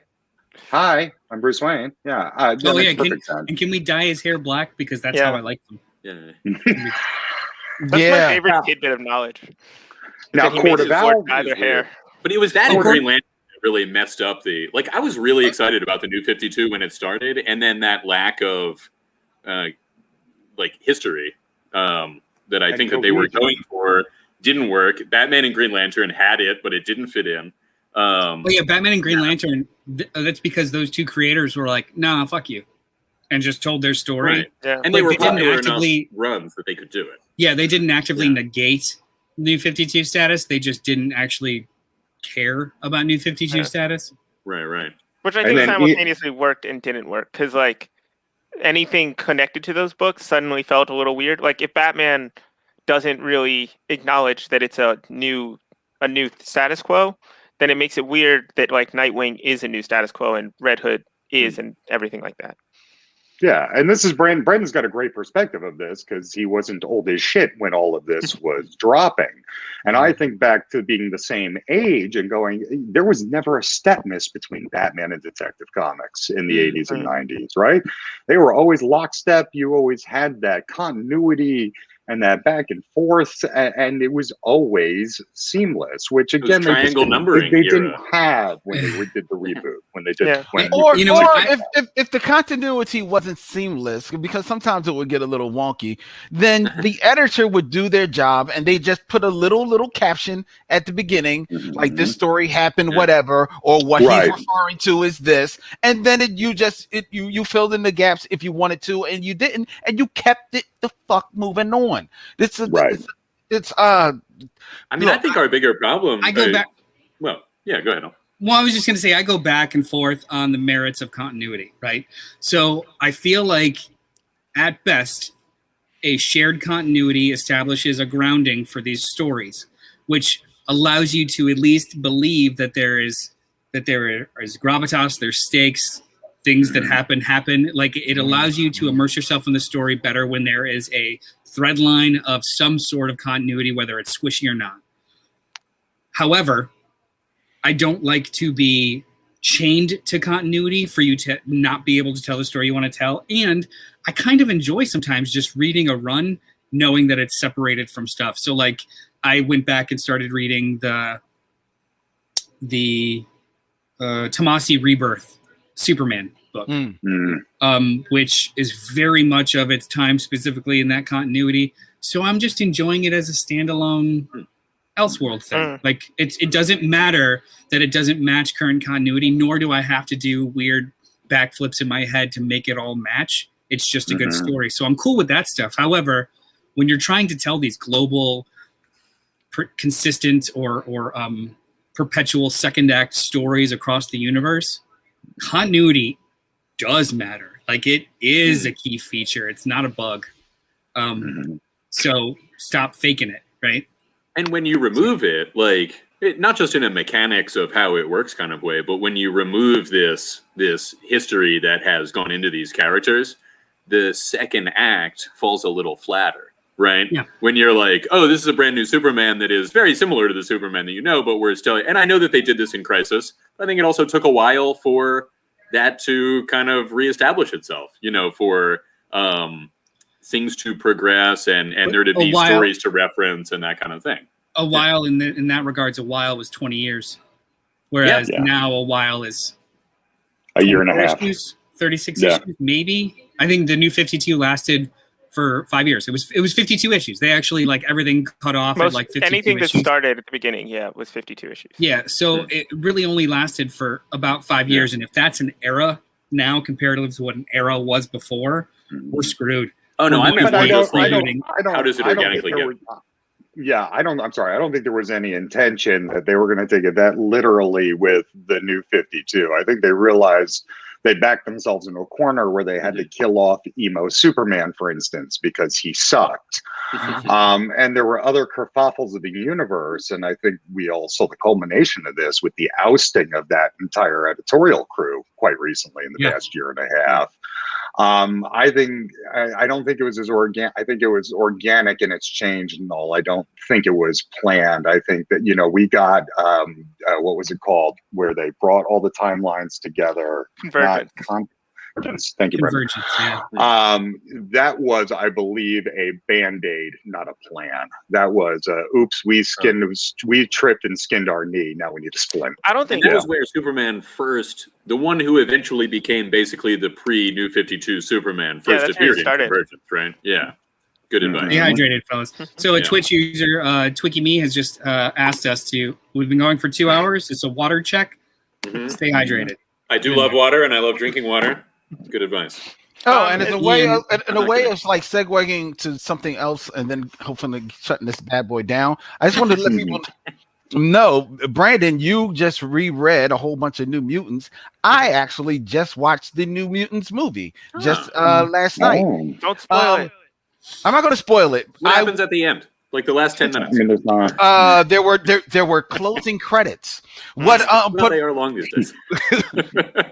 What I do, you can definitely see where they kind of like stitched this movie, you know, took it apart and then stitched it back together from an R-rated movie to a YA more centered movie. And I will say that.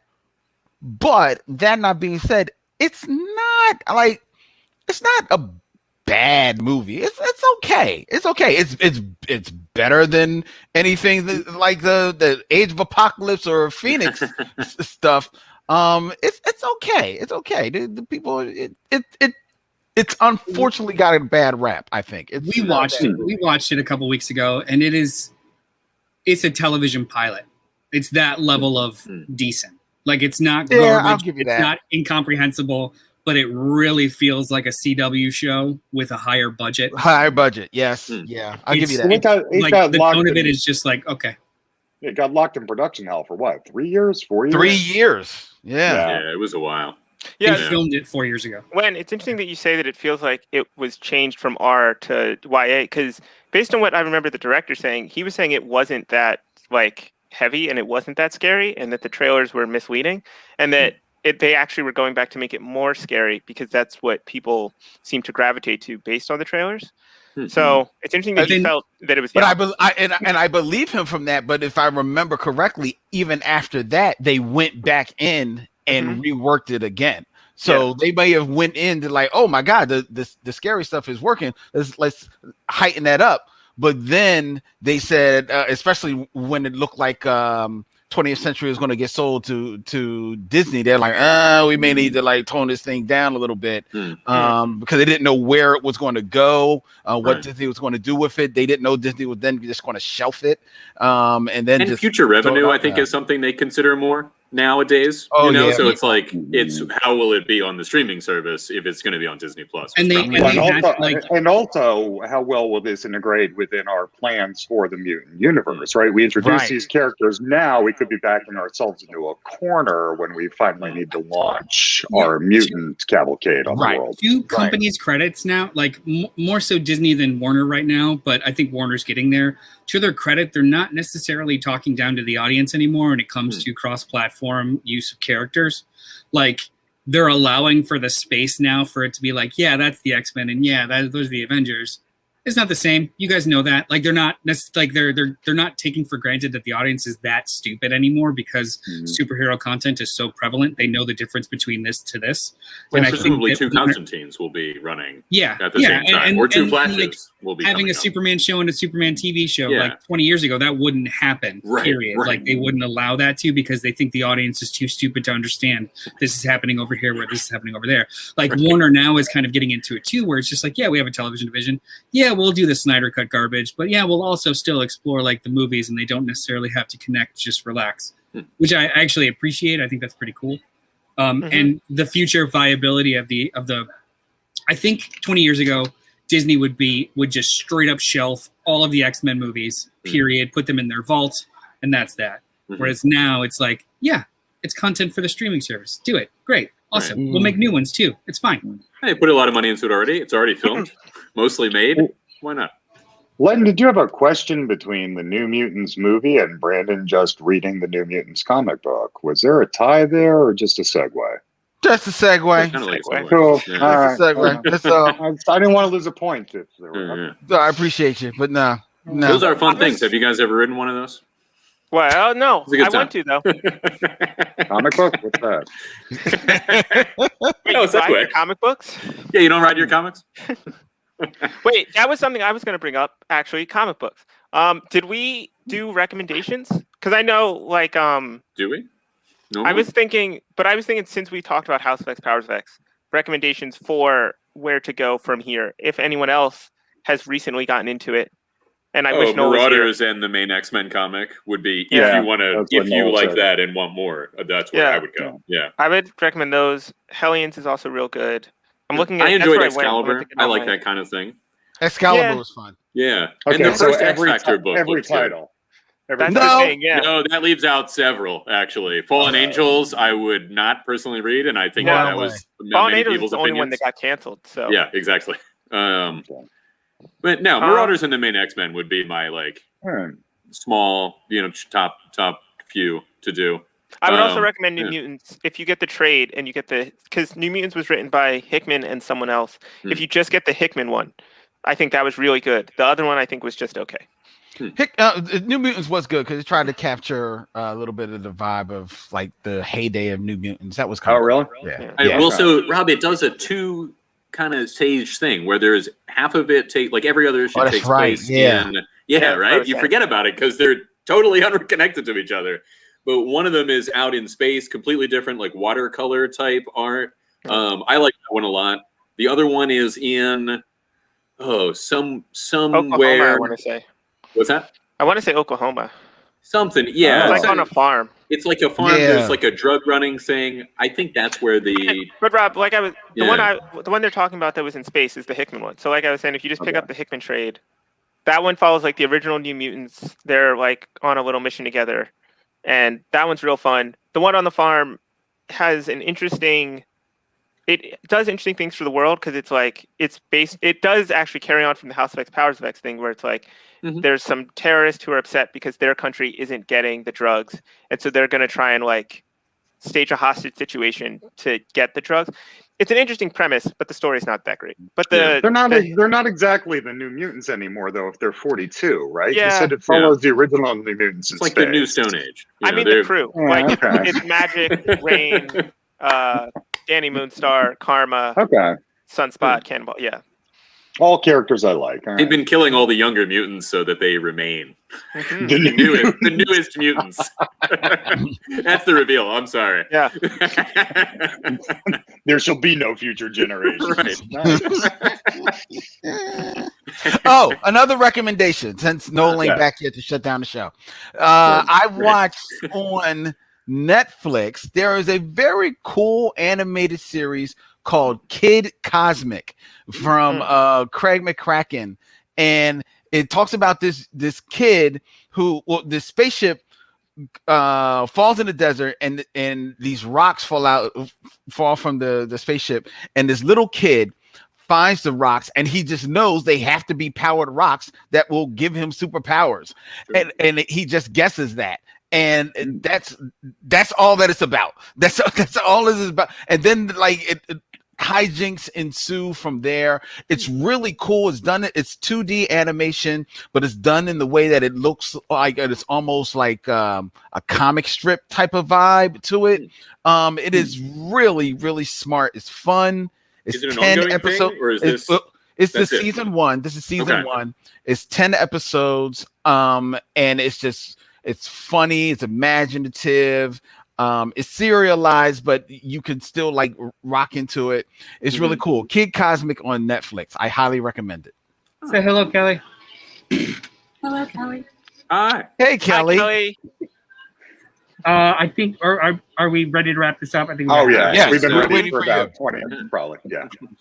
Wait, real quick. I also have a recommendation. I don't know if anyone's seen this show called WandaVision. It's real good. Oh, Just check it what's out. that about? So it's a small Ken show. Yeah, it's about superheroes. I don't know if you guys like those though. You know, it just occurred to me the other day. It's West View or West something, and I was like, "Oh, they were in Avengers West Coast." I wonder if that was a nod or just a coincidence. It's possible, yeah. I think they were trying to play up Westfield, New Jersey. That's that is an actual real town. Oh man. So Yes. thank you for spending the last 2 hours and 17 minutes with us. Yeah. I had an amazing time today. I hope you guys did also. If you didn't, I don't give a shit. Be sure to like and subscribe, join the conversation, join us every Sunday morning at 10:30 a.m. Eastern Standard Time, where we where we stream live, or just listen to us later while we post this everywhere. Now, next week might be a little different. We're doing our book club selection. And Saturday night. It lands on JD's birthday, so we're going to try and do a gutter talk / book club of Day Tripper by Gabriel Ba and Fabio Moon, and maybe like a happy birthday, JD, if he could join us, which I hope he does. So join us for that Saturday night. It's going to be Saturday night. I don't know. Saturday night. We'll toss the actual details at you when we know them for sure. But just be sure to, if you want to know, be sure to follow us on Facebook. Be sure to follow us on YouTube. Hit the bell notification so you get the notification when we go live. So besides that, I have been Noel. Len, tell the people where they can find you.